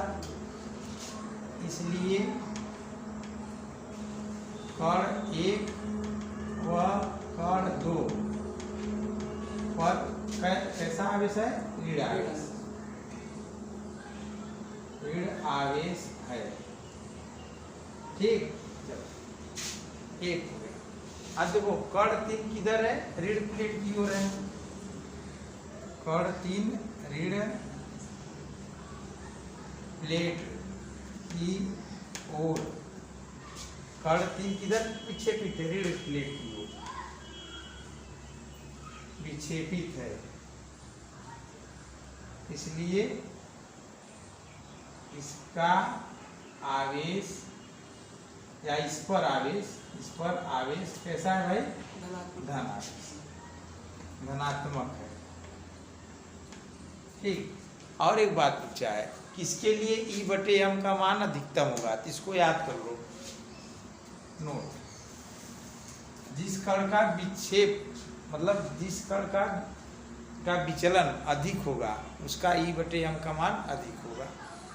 जिस कण का विचलन अधिक होगा उसके लिए E/m का मान अधिक होगा। ध्यान लिख लो, विचलन अनुक्रमानुपाती E/m, इसको याद कर लो। ठीक है, तो किसका विचलन अधिक है? 3 का विचलन अधिक है, इसलिए इसका E/m अधिक है। माना एक समान वैद्युत क्षेत्र E बराबर 3 × 10⁻³ I न्यूटन प्रति कूलम। इसमें पहला प्रश्न दिया है YZ समतल के समांतर रखे भुजा के वर्ग से होकर गुजरने वाला वैद्युत फ्लक्स। दूसरा प्रश्न है यदि वर्ग को x अक्ष के सापेक्ष 60 अंश के कोण पर स्थापित कर दिया जाए तब वैद्युत फ्लक्स। हाँ देखिए, इसमें 2 प्रश्न है, हम दोनों को जो है पढ़े हैं। ठीक है, दोनों प्रश्न को हम पढ़ चुके हैं। इसमें बताना है कि यहाँ पे पृष्ठ है YZ के समांतर। देखो ये x अक्ष है, ये Y अक्ष है। ठीक है, Z अक्ष कहाँ है? ये ऐसे है। Z अक्ष कहाँ है? ऐसे है। समझ आया? ध्यान से देखो, Z अक्ष ऐसे है, ऐसी पे प्लेट है वर्गाकार, देख रहे हो? प्लेट है, x अक्ष, y अक्ष, ये z अक्ष। इसी z अक्ष पे एक वर्गाकार हम प्लेट रखे हैं, तो प्लेट के क्षेत्रफल की दिशा इधर है और उधर है कि नहीं? जब यहाँ पर ऐसे प्लेट रख देंगे ऐसे, उसकी क्षेत्रफल की दिशा उसका किधर होगा? उस साइड होगा ना। और वैद्युत क्षेत्र की दिशा किधर है? I कैप है, इधर है, देख रहे हो? तो वैद्युत क्षेत्र की दिशा भी उधर है और क्षेत्रफल की दिशा भी उधर है। यहाँ जो वैद्युत फ्लक्स I बराबर क्या होगा? वेक्टर E.A होता है, हो जाएगा E A cos थीटा, हो जाएगा E का मान है। अच्छा, इसका परिमाण निकाल दो, ये सदिश है तो इसका परिमाण निकालोगे, E बराबर हो जाएगा 3 × 10⁻³ मापांक माड E करोगे तो यह एकक सदिश है, इसका मान 1 हो जाएगा। नहीं समझे क्या? ध्यान से देखो, जैसे एकक सदिश का मापांक 1 होता है, जब इसका माड करेंगे हमें E निकालोगे क्या होगा? माड E। तो माड E करेंगे तो इसका मापांक करेंगे तो हमारा बचेगा 3 × 10⁻³ ठीक हो जाएगा। हम E के स्थान पर 3 × 10⁻³ क्षेत्रफल कितना है इसका? इसका क्षेत्रफल होगा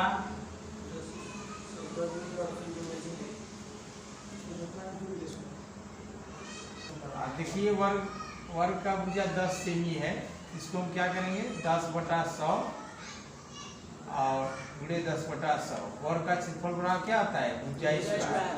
और cos 0 क्यों लिखेंगे? क्योंकि E भी इधर है, A भी इधर है। E और A के बीच का कोण कितना है? 0।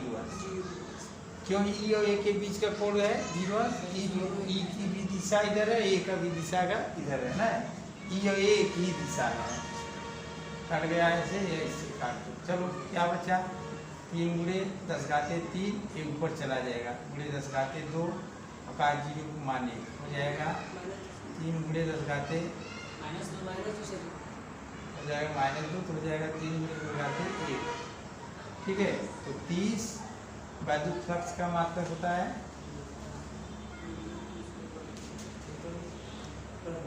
स्क्वायर प्रति कूलम।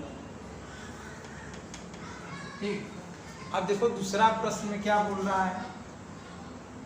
कह रहा है इस प्लेट को x अक्ष की दिशा में 60 अंश ऐसे झुका दिया जाए। ध्यान दो, पहले ऐसे था, वैद्युत फ्लक्स सीधा पूरा निकल रहा था, और थोड़ा सा ऐसे झुका देंगे 60 अंश के कोण पर, तो क्या होगा, फाई बराबर हमारा हो जाएगा ई ए का 60 अंश। ठीक है, मान रख दो ई का मान कितना है 3 × 10⁻3, ए का मान 10/100 × 10/100 का 60 अंश।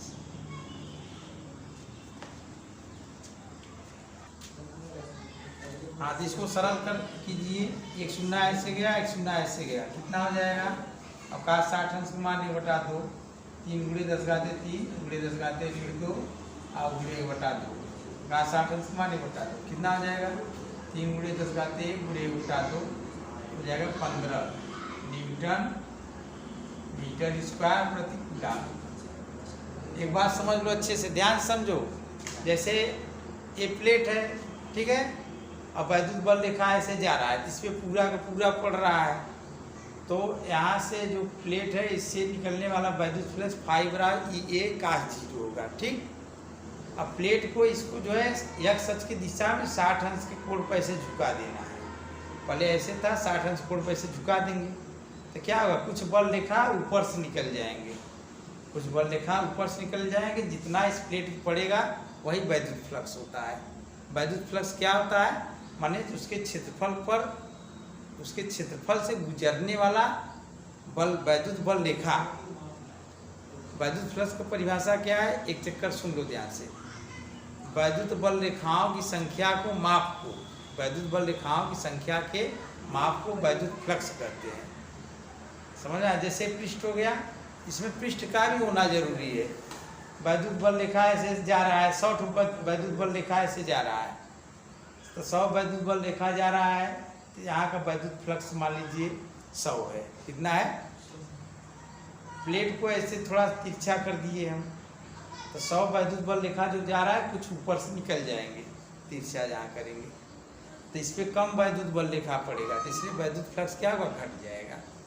तो कितना अंश के कोण पे झुक रहा है, 60 अंश के कोण पे, 60 अंश के कोण पे झुक रहा है, इसलिए अब वैद्युत फ्लक्स कितना आ जाएगा, 15। ठीक है, सीखिए। हाँ, चलिए अगला प्रश्न है, प्रश्न 15 के संगत एक समान वैद्युत क्षेत्र में नेट वैद्युत फ्लक्स ज्ञात करो।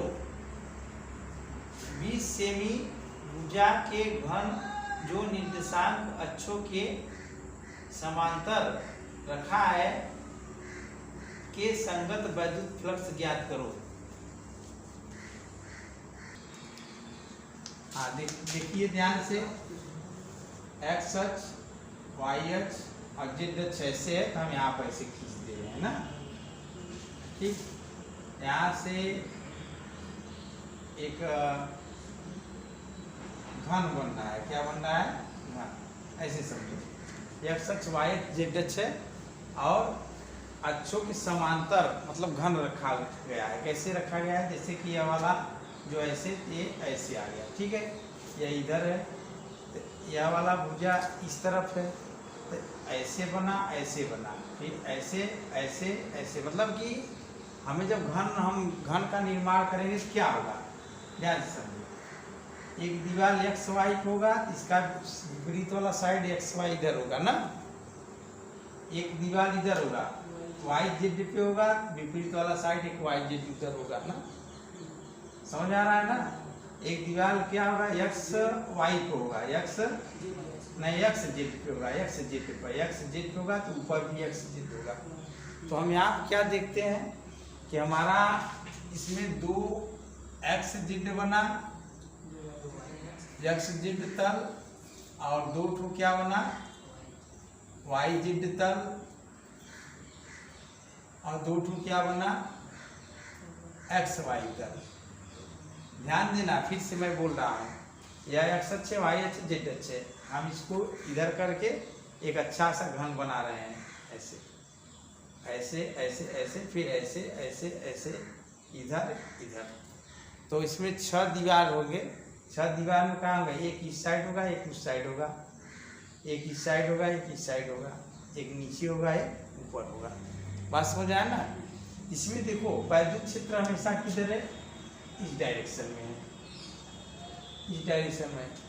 तो वैद्युत क्षेत्र का परिभाषा देखो क्या होता है, मान वैद्युत फ्लक्स प्रवाह क्या होता है, E D A cos theta होता है। तो हम टोटल वैद्युत फ्लक्स लिखेंगे यहाँ पर, टोटल वैद्युत फ्लक्स फाई बराबर हो जाएगा, 6 पृष्ठ है तो हम यहाँ चलते हैं, फाई एक्स जेड,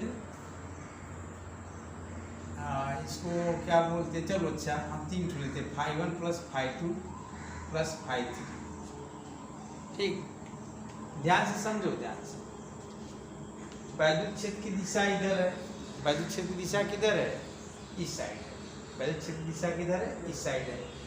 इसमें से कौन कौन सा तल ऐसा है जो जिसके क्षेत्रफल की दिशा इसके लंबवत है, समझो ध्यान से। वैद्युत क्षेत्र की दिशा इस साइड है, तो हमारे सामने एक दीवार है, हमारे जो सामने एक दीवार है उसके क्षेत्रफल की दिशा उस साइड है। तो मतलब क्षेत्रफल की दिशा और वैद्युत क्षेत्र की दिशा एक डायरेक्शन में है। तो वहाँ पे हम कोण क्या लेंगे, 0। क्या लेंगे, 0। अच्छा, एक बात तो ये क्लियर हो गई। वैद्युत क्षेत्र, दूसरी बात सुनो, वैद्युत क्षेत्र की दिशा इस साइड है और ये वाला जो तल है इसकी दिशा किधर है, इस साइड है, ठीक है। तो यहाँ पर ई और डी ए, इसके लिए क्या होगा, 90 अंश होगा, उसके बीच कोण क्या होगा, 90 अंश, ठीक है। और समझो ध्यान से, वैद्युत क्षेत्र की दिशा इस साइड है, हमेशा वैद्युत क्षेत्र की दिशा हमारे सामने, ऐसे समझो। तो जिस पे हम खड़े हैं उसके तल की दिशा किधर है, ऊपर, और जो ऊपर वाला तल है छत, उसका दिशा किधर है, नीचे। तो ये भी दोनों क्या है, लंबवत हैं। तो मिला जुला के 4 ठो जो है 0 हो जाएगा। कौन कौन, एक्स जेड तल और वाई जेड तल से गुजरने वाला वैद्युत फ्लक्स क्या होगा, 0, ठीक है। तो एक्स जेड तल और वाई जेड तल से गुजरने वाला वैद्युत फ्लक्स क्या होगा, 0। बचा हमारा 2 तल, क्या बचा, 2 तल। अब ध्यान से समझो, 2 तल कौन कौन बना, बचा ए जेड वाला बचा और वाई वाला बचा, इधर वाई जेड इधर बचा, फिर वाई जेड इस साइड भी बचा। भाई देखो, वाई जेड का तल इधर है, ऐसे ऐसे करके दीवार है ना, ऐसे ऐसे ऐसे ऐसे, और फिर सामने वाला उधर की दीवार ऐसे ऐसे ऐसे, है ना। तो क्या होगा इसमें, एक पृष्ठ से वैद्युत फ्लक्स जाएगा और एक पृष्ठ से बाहर निकलेगा। तो गाउस का प्रमेय में हम लोग पढ़े हैं, पृष्ठ से जब बल रेखा निकलता है तो वाला हम धनात्मक लेते हैं, और जब पृष्ठ में बल रेखा प्रवेश करता है तो उसको हम लोग क्या लेते हैं, ऋणात्मक लेते हैं। नहीं समझिए, जैसे मान लो एक प्लेट ए क्या है, एक तल है और एक तल इधर है, इसमें से जब बल रेखा प्रवेश करता है, इसमें से बल रेखा जब प्रवेश करता है अंदर तो ऋणात्मक, और जब यहाँ से निकल के बाहर जाता है तो क्या होता है, धनात्मक। ऐसे बताए थे हम अच्छे से। यहाँ से जैसे यहाँ जैसे Q है, ठीक है, इसके कारण इस पृष्ठ पर वैद्युत फ्लक्स हमें ज्ञात करना था। यहाँ से ऐसे गया तो क्या गया, ऋण हो गया, यहाँ से बाहर निकला धन, तो ऋण फाई और धन फाई दोनों जोड़ दिए, क्या हो गया, 0, ठीक है। जिसको ना समझ आया वो नोट से पढ़ लेगा, इसको लिखवाया गया अच्छे से। तो हम क्या देखते हैं, ध्यान से सुनो, इस एक्स जेड तल वाई जेड तल से निकलने वाला फ्लक्स क्या है, 0 दोनों से, क्योंकि यहाँ पे ई और डी ए, ई और ये क्या है, एक दूसरे के लंबवत हैं। नहीं, इससे और इससे 0 हो गया, या 0 हो गया या 0 हो गया, ठीक। और इसका 2 तल है, इसका 2 तल है, हम वाई जेड तल ले रहे हैं। मान लीजिए वाई जेड तल है, एक तल से फ्लक्स बल रेखा प्रवेश करेगा, उसको माइनस में लेंगे, और एक तल से वो निकलेगा उसको क्या लेंगे, प्लस लेंगे, फिर उन दोनों को जोड़ देंगे तो क्या आ जाएगा, 0। तो मिला जुला के इस अक्षों के समांतर जो तल से जो घन का निर्माण होता है उससे निकलने वाला संपूर्ण वैद्युत फ्लक्स क्या होगा, 0 होगा, ठीक है। इसको करेंगे कैसे, ध्यान से देखो, इसको हल कैसे करना है। दोनों एक्स जेड तल से दोनों एक्स जेड तल,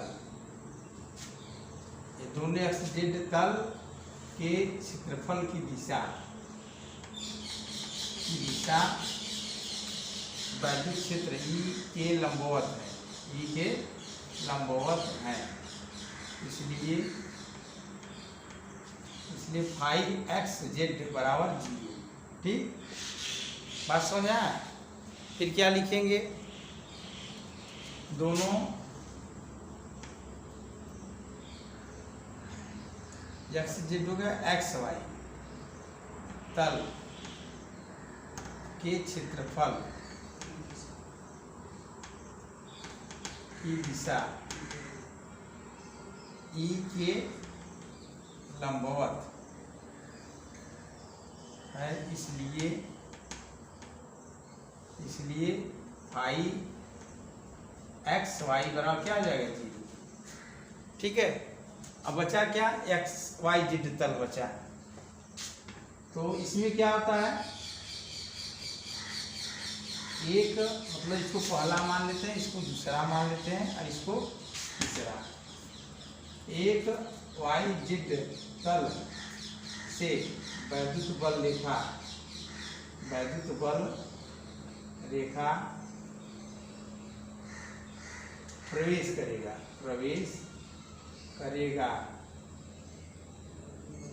इसलिए प्रवेश करेगा और दूसरे yz तल से वही बल रेखा निकलेगा ना, इसलिए परिणामी वैद्युत फ्लक्स क्या होगा, 0। इसलिए परिणामी वैद्युत फ्लक्स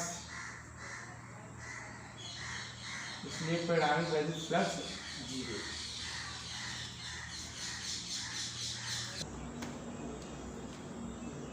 हाँ, तो मिला जुला के पहले इस प्रश्न को करने के लिए हमें क्या करना पड़ेगा, पहले दिमाग में एक ठो घन बनाना पड़ेगा। ठीक है, दिमाग में घन की कल्पना करेंगे। घन अगर नहीं समझ में आ रहा है तो जिस मकान में बैठे उसमें होता है ना, जमीन होता है, छत होता है, एक पृष्ठ नीचे हो गया, एक पृष्ठ ऊपर, और इस वाला यह वाला दीवार और उस वाला दीवार हो गया, और फिर एक उधर का सामने हो गया, एक इधर हो गया। अब ऐसे समझो वैद्युत क्षेत्र की दिशा इधर है, तो सामने वाले दीवार के क्षेत्रफल दिशा इधर और उस वाले दीवार की क्षेत्रफल दिशा इधर है। ठीक, तो इसमें क्या होगा, क्षेत्रफल की दिशा वैद्युत क्षेत्र की दिशा आमने सामने है।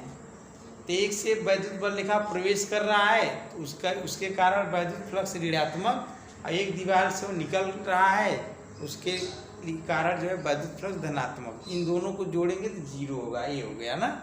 अच्छा, इस वाला जो ये वाला दीवार है, हमारा क्षेत्रफल इधर है, अरे वैद्युत क्षेत्र की तीव्रता इधर है, और जो ये वाला दीवार है इसके क्षेत्रफल दिशा इधर है, तो यह ये एक दूसरे के लंबवत है। तो लंबवत है तो फाई बराबर जब ये काश 90 रखेंगे तो क्या हो जाएगा, ये 0 नहीं होगा। ये इस दीवार से निकलने वाला वैद्युत फ्लक्स 0, और वो सामने वाला दीवार का मुंह इधर है और वैद्युत क्षेत्र इधर है, उससे भी 0 हो जाएगा। अब बचा 2 दीवार और, एक जिसपे हम खड़े हैं, एक ऊपर वाला। तो इस नीचे वाले क्षेत्रफल की दिशा ऊपर है, अब वैद्युत क्षेत्र हमारा किधर है, इधर है। भाई नीचे वाला जो दीवार है उसका क्षेत्रफल किधर है, उधर ऊपर है, क्षेत्रफल की दिशा ऊपर है, अब वैद्युत क्षेत्र ऐसे है, ये भी तो 90 बना रहा है, इसका भी 0 हो जाएगा। तो मिला जुला के 4 दीवारों से गुजरने वाला वैद्युत फ्लक्स 0, और एक दीवार से वैद्युत फ्लक्स निकल रहा है और प्रवेश कर रहा है, एक दीवार से निकल रहा है। जब प्रवेश करता है तो ऋणात्मक, जब निकलता है तो धनात्मक, उसको भी जोड़ेंगे तो भी 0। ठीक, यह हो गया। अगला प्रश्न है, किसी काले बाक्स के पृष्ठ पर विद्युत क्षेत्र की सावधानी पूर्वक ली गई माप यह संकेत देती है कि बाक्स के पृष्ठ से गुजरने वाला नेट फ्लक्स 8×10⁻³ मीटर स्क्वायर प्रति कूलाम है। तो ए, इसमें 2 प्रश्न है। ए, बाक्स के भीतर नेट आवेश कितना है, और बी, यदि बाक्स के पृष्ठ से नेट बहिर्मुखी फ्लक्स 0 है तो क्या आप यह निष्कर्ष निकालेंगे कि बॉक्स के भीतर कोई आवेश नहीं है, क्यों अथवा क्यों नहीं। हाँ, तो देखिए इसका आंसर हल 17 नंबर का प्रश्न है। इसका ये बॉक्स है, क्या है भैया? बॉक्स। ठीक है, बॉक्स है और बॉक्स से निकलने वाला वैद्युत फ्लक्स का मान दिया है, फाई बराबर कितना दिया है? 8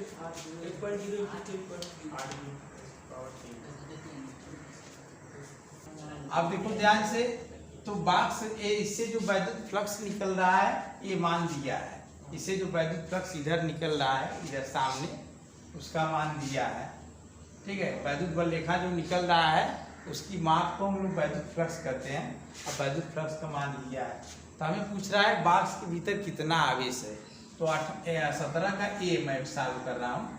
इसका सूत्र Q बटा एप्सिलॉन नॉट बराबर 8 × 10⁻³ तिरछा गुणा कर दो, Q बराबर हो जाएगा 8 × 10⁻³ और गुणे एप्सिलॉन नॉट। एप्सिलॉन नॉट का मान होता है 8.85 × 10⁻⁻12। ठीक है, तो 8 × 5 = 40, 8 है 64, 4 68, 8 है 64 और 6 70 गुणे 10 कितना हो गया? -9। और कई अंक दशमलव लगे तो 12 से 3 निकला -9। अब इसको एक अंक और कर लो, 0.8 गुणे 10 दशमलव जो हमसे हमारी तरफ आता है यहाँ प्लस लगता है, हमसे दूर जाता है तो माइनस। दशमलव जो हमारे तरफ आएगा प्लस, हमसे दूर जाएगा तो माइनस हो जाएगा। 7.08 गुणे 10 -8 कूलाम। ये हो गया आपका आवेश, बॉक्स के भीतर आवेश। इसमें दूसरा प्रश्न पूछा है, बहुत ही अच्छा प्रश्न है। दूसरा प्रश्न पूछा है यदि फाई 0, क्या पूछा है? यदि फाई 0, फाई का मान बोल रहा है 0, तो क्या बॉक्स के भीतर कोई आवेश नहीं है? हमें बताना है कि बॉक्स के भीतर आवेश हो सकता है कि नहीं हो सकता है, होगा तो क्यों होगा, ये सब सारी चीज़ बताना है। उसको ध्यान सुनो। यदि फाई बराबर 0 तो हमें दो निष्कर्ष निकाल सकते हैं। पहला, Q बराबर 0 माने बॉक्स के भीतर जो आवेश है Q 0 हो सकता है। हो सकता है, हो सकता है कि मतलब होता है हो भी सकता है और नहीं भी हो सकता है। तो एक उत्तर मैं ये बता सकता हूँ। दूसरा मैं यह बता सकता हूँ, इसके अंदर आवेश शून्य नहीं है, लेकिन जैसे कि देखो प्रश्न क्या बोला है, यदि फाई बराबर 0 तब क्या बॉक्स के भीतर आवेश शून्य है? तो उसका उत्तर है शून्य हो सकता है। ठीक है, लेकिन अगर वो बोलेगा तो मान लीजिए शून्य नहीं है, तो हम और क्या उत्तर दे सकते हैं? यहाँ -Q आवेश रख दो, एक +Q रख दो। ठीक है, तो गाउस ने बताया था किसी पृष्ठ से निकलने वाला जो वैद्युत फ्लक्स का मान होता है, वह वैद्युत फ्लक्स पृष्ठ से परिबद्ध संपूर्ण आवेश का 1/ε गुना होता है। तो पृष्ठ से परिबद्ध जब करेंगे तो यह इसको जोड़ेंगे तब 0 हो जाएगा। 0 होगा कि नहीं? तो हम इसका उत्तर दे सकते हैं बॉक्स के भीतर समान सम संख्या में आवेश होंगे या कोई भी ऐसे। इसका उत्तर लिखेंगे बॉक्स के भीतर आवेश है पर उनका परिणामी शून्य। तो हमारे पास दो आंसर है। पहला, यदि फाई बराबर 0 तब मैं क्या निष्कर्ष निकाल सकता हूँ? Q बराबर 0 हो सकता है। दूसरा, अगर मान लो Q 0 नहीं है तब बॉक्स के भीतर अनेक आवेश हैं और उनका परिणामी क्या होगा? शून्य। ठीक है, तभी वैद्युत फ्लक्स क्या होगा? शून्य होगा। हमारी बात नहीं समझेगा तो अगला प्रश्न है, चित्र में दर्शाए अनुसार 10 सेमी भुजा के किसी वर्ग के केंद्र से ठीक 5 सेमी ऊंचाई पर कोई 10 माइक्रोकूलाम आवेश रखा है। 10 माइक्रोकूलाम आवेश रखा है, तो वर्ग से होकर जाने वाला नेट वैद्युत फ्लक्स ज्ञात कीजिए। तो वर्ग से होकर जाने वाला नेट वैद्युत फ्लक्स ज्ञात कीजिए। अब देखो हमें क्या ज्ञात करना है, ध्यान से समझो। ये हमें प्रश्न में बोला है कि कोई वर्ग है और वर्ग के केंद्र से 5 सेमी दूरी पर एक 10 माइक्रोकूलाम का बिंदु आवेश है, ठीक है। तो यह बोल रहा है कि इस वर्ग के पृष्ठ से कितना वैद्युत फ्लक्स पास होगा, तो इसका आंसर कैसे हम करेंगे, ध्यान से देखो। गॉस ने क्या बताया था कि सबसे पहले बंद पृष्ठ की कल्पना कीजिए। हमें इसे वैद्युत फ्लक्स की कल्पना करना है, कितना निकलेगा। तो सबसे पहले हमें क्या करना होगा कि हम एक काल्पनिक पृष्ठ लेते हैं जिससे आवेश घिर सके, और जिस प्रकार के पृष्ठ पर, मतलब कि हमें ये वर्ग है, ये वर्ग से हमें निकलने वाला वैद्युत फ्लक्स चाहिए। तो हम क्या करेंगे, मान लो यहाँ पे कोई आवेश है, ऐसे समझ लो यहाँ पे कोई आवेश है, ये दीवार है, इस आवेश के कारण वैद्युत फ्लक्स कितना बाहर जाएगा। तो हम क्या करेंगे, पहले इसको बंद बनाइए, इस आवेश को क्या करिए, आवेश को घेरिए चारों तरफ से, बंद पृष्ठ करिए। तो यह एक दीवार यहाँ पर है, एक दीवार हम ऐसे करेंगे, एक ऐसे करेंगे, एक ऐसे करेंगे, एक नीचे करेंगे, एक ऊपर करेंगे। क्यों करेंगे कि आवेश है तो अपना जो वैद्युत बल लेखा देगा तो सिर्फ इसी डायरेक्शन में नहीं देगा, वो क्या करेगा, चारों दिशा में देगा, नीचे भी देगा, ऊपर भी देगा, इधर भी देगा, ऐसे भी देगा, वो चारों दिशा में वैद्युत बल लेखा अपना भेजेगा। जैसे हम यहाँ कोई आवेश रख दिए तो ये आवेश क्या करेगा, वैद्युत बल लेखा इधर भी करेगा, इधर भी करेगा, इधर करेगा, इधर, अंदर, बाहर, चारों तरफ करेगा। तो हमें सिर्फ कौन सा वैद्युत बल लेखा चाहिए, जो इस पृष्ठ से गुजर रहा है। कौन सा वैद्युत बल लेखा चाहिए, जो इस पृष्ठ से गुजर रहा है। बात समझ आया ना। तो अब वर्ग से कैसा पृष्ठ का अनुभव करेंगे, घन। वर्ग से हम किस पृष्ठ का कल्पना करेंगे, घन। एक नीचे, जैसे ये वर्ग हो गया, एक सामने वाला वर्ग बनाएंगे, कैसे कैसे, तो घिर गया कि नहीं। जो यहाँ का आवेश था, जो यहाँ मैं रखा हूँ आवेश, वो क्या हुआ, एक घन से घिर गया, घन से घिर गया। जब घन से घिर गया तो घन से गुजरने वाला संपूर्ण वैद्युत फ्लक्स कितना होगा ये भाई, Q/ε0। गॉस ने यही ने बताया था, अगर कोई बंद पृष्ठ है तो उसके अंदर जितना आवेश है उसका 1/ε0 गुना वैद्युत फ्लक्स प्राप्त होता है। तो हमें एक दीवार से निकालना था, तो एक दीवार तो खुला है, तो पहले इसको बंद करिए। क्या करना है, बंद कैसे करेंगे, जो ये पृष्ठ है इसी से घेरिए चारों तरफ, ठीक है, समझ में आया ना। जब इसको बंद कर दिए हम, तो बंद कर देंगे तो हमारा संपूर्ण वैद्युत फ्लक्स क्या हो जाएगा, Q/ε0। तो हमें एक दीवार से पूछा है, एक फलक से प्राप्त होने वाला वैद्युत फ्लक्स कितना होगा, Q/6ε0 ना। तो Q का मान कितना है, 10 × 10⁻⁻6, 6 × 8.8, 5 × 10⁻5। इसको पूरा हल करेंगे कितना आएगा, 10⁻88 न्यूटन स्क्वायर प्रति कूलम। ये वैद्युत फ्लक्स हो गया, समझ में आया ना। अब देखो ध्यान से, जैसे गोला है, तो गोला में जैसे गोला का छोटा सा वो दिया है, छोटा सा अगर चाप दिया है उसका, उससे जब वैद्युत फ्लक्स पूछेगा तो हम पूरा एक गोला बनाएंगे चारों तरफ, ठीक है। और कई तरीका होता है, जैसे मान लो यहाँ कोई आवेश है, ठीक, और इतना भाग है ऐसे, ये ऐसे मान लो गोला की इतना भाग में लेंगे, यहाँ पे जो है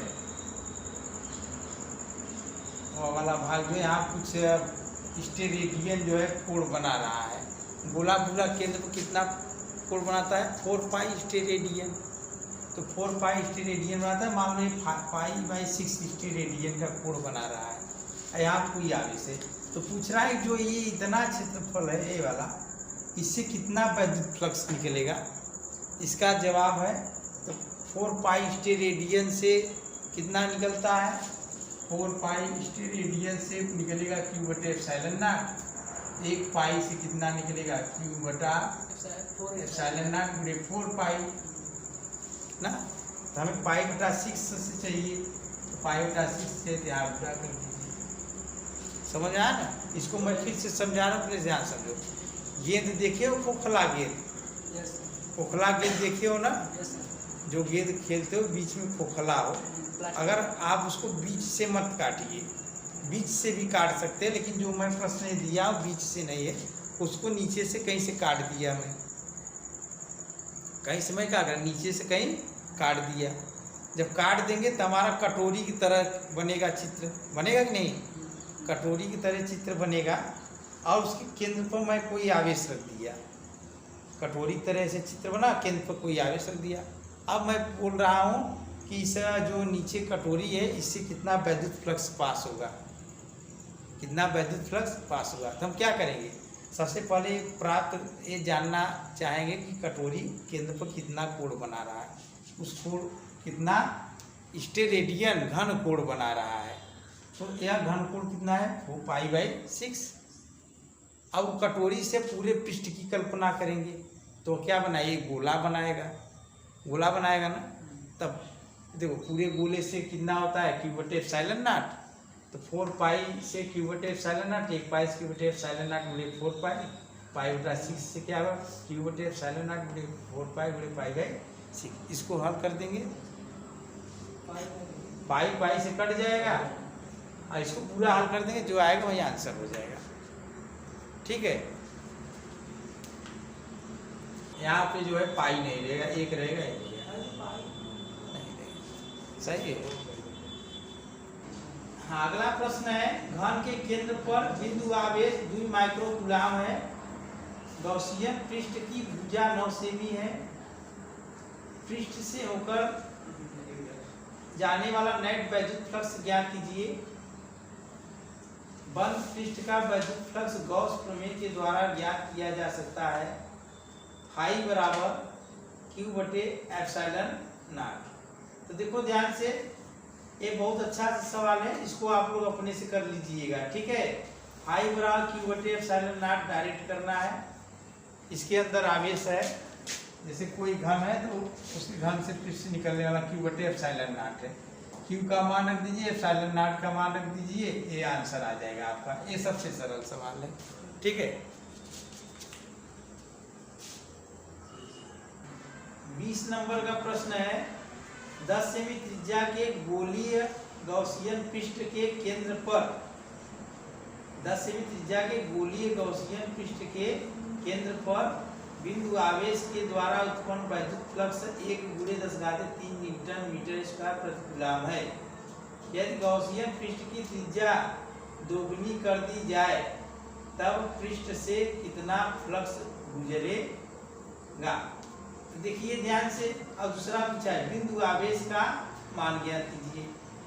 ध्यान से देखो, 20 नंबर का प्रश्न है, अच्छा प्रश्न है। एक गोला है, एक गोला है, ठीक है। अब गोले के केंद्र पर कोई आवेश रखा है, Q का मान भी दिया है। चलो मान लो दिया हो चाहे ना दिया, देखो ध्यान से, गोले के केंद्र पर कोई आवेश निकला, कोई आवेश स्थिर है। अब दिमाग लगाओ, सभी लोग सोचो ध्यान से। एक गोला है, एक गोला है, अब गोला के केंद्र पर कोई आवेश रखे हैं, ये ऐसे गोला है, कल्पना करो गोला, अब बीच में एक आवेश है, तो वहाँ से बल लिखा ऐसे निकलेगा, ऐसे ऐसे ऐसे निकलेगा, चारों तरफ निकलेगा ना।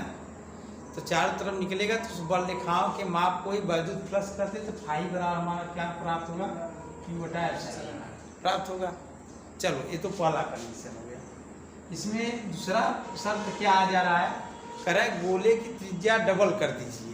डबल का मतलब ध्यान से देखो, गोले की त्रिज्या मैं डबल कर रहा हूँ, ये अब ऐसे कर दिया, ठीक है। इससे कितना था? फाई बराबर कितना था? Q बटे एप्सिलॉन पहले। अब इसका त्रिज्या में डबल करके एक गोला फिर खींचा, अब देखो हमारा वैद्युत बल रेखा की संख्या में वृद्धि हो रही है। चलो यहाँ से बल रेखा ऐसे गया, ऐसे निकल रहा है, प्रारंभ में भी निकल रहा था, अब भी निकल रहा है। तो गोले की त्रिज्या डबल या ट्रिपल करने से वैद्युत बल रेखाओं की संख्या में वृद्धि हो रही है? नहीं हो रही है। तो वैद्युत फ्लक्स हमारा कितना होगा? वही होगा। कितना होगा? 5 समझ आया ना। जैसे कि छोटा सा गोला हो, बीच में आपके आवेश रखा है, तो छोटा गोला होगा तभी उतना बल रेखा निकलेगा। गोला और बड़ा कर देंगे तभी उतना बल रेखा निकलेगा, और बड़ा कर देंगे तभी उतना बड़ा निकलेगा, मतलब उतना बल रेखा निकलेगा। जब हर स्थिति में बल रेखाओं की संख्या में कोई वृद्धि नहीं हो रही है तो हमारा वैद्युत फ्लक्स क्या होगा? Q/ε0। एक तो उत्तर हो गया। इसमें दूसरा भी प्रश्न पूछा है। दूसरा प्रश्न ये पूछा है कि बिंदु आवेश का मान क्या होगा। तो वैद्युत फ्लक्स का मान दिया था, तो बिंदु आवेश का मान पूछा है। इसको आप लोग अपने से कर लेंगे। फाई बराबर Q/ε0 होता है। फाई का मान दिया है, कितना दिया है बच्ची? बोलो। 10 पावर 3।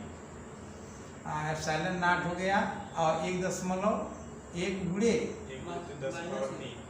10 पावर 3, और यह हो गया ε0 का मान हो गया, माइनस में है। ε0 का मान होता है 8.85 गुणे 10⁻⁻12। इसको पूरा हल करके आप लिख लेना, वो पूरा। ठीक है, सवाल नंबर 20 हो गया पहला। दूसरा, हाँ ध्यान दीजिए,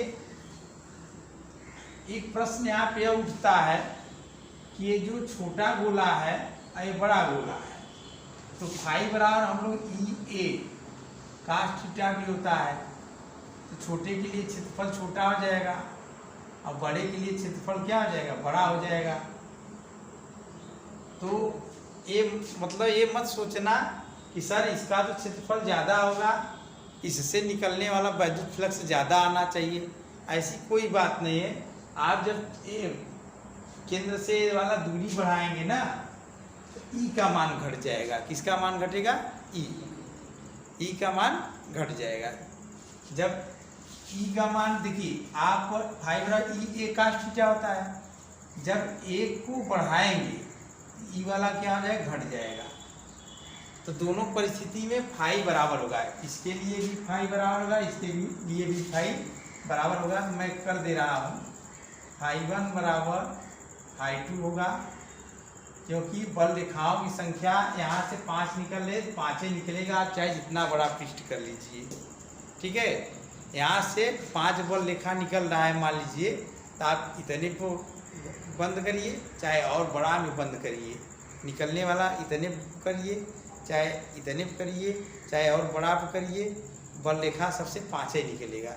जब 5 निकलेगा तो वैद्युत फ्लक्स का मान सबसे बराबर होगा। तो यहाँ φ1 बराबर φ2, फिर यहाँ लिखेंगे EA1 cos थीटा बराबर E2 cos थीटा। तो cos थीटा दोनों में सेम है, तो इसको मैं हटा देता हूँ। ठीक है, तो हमारा ये बैलेंस करेगा। जब बड़ा पृष्ठ लेंगे तो क्षेत्रफल ज़्यादा हो जाएगा।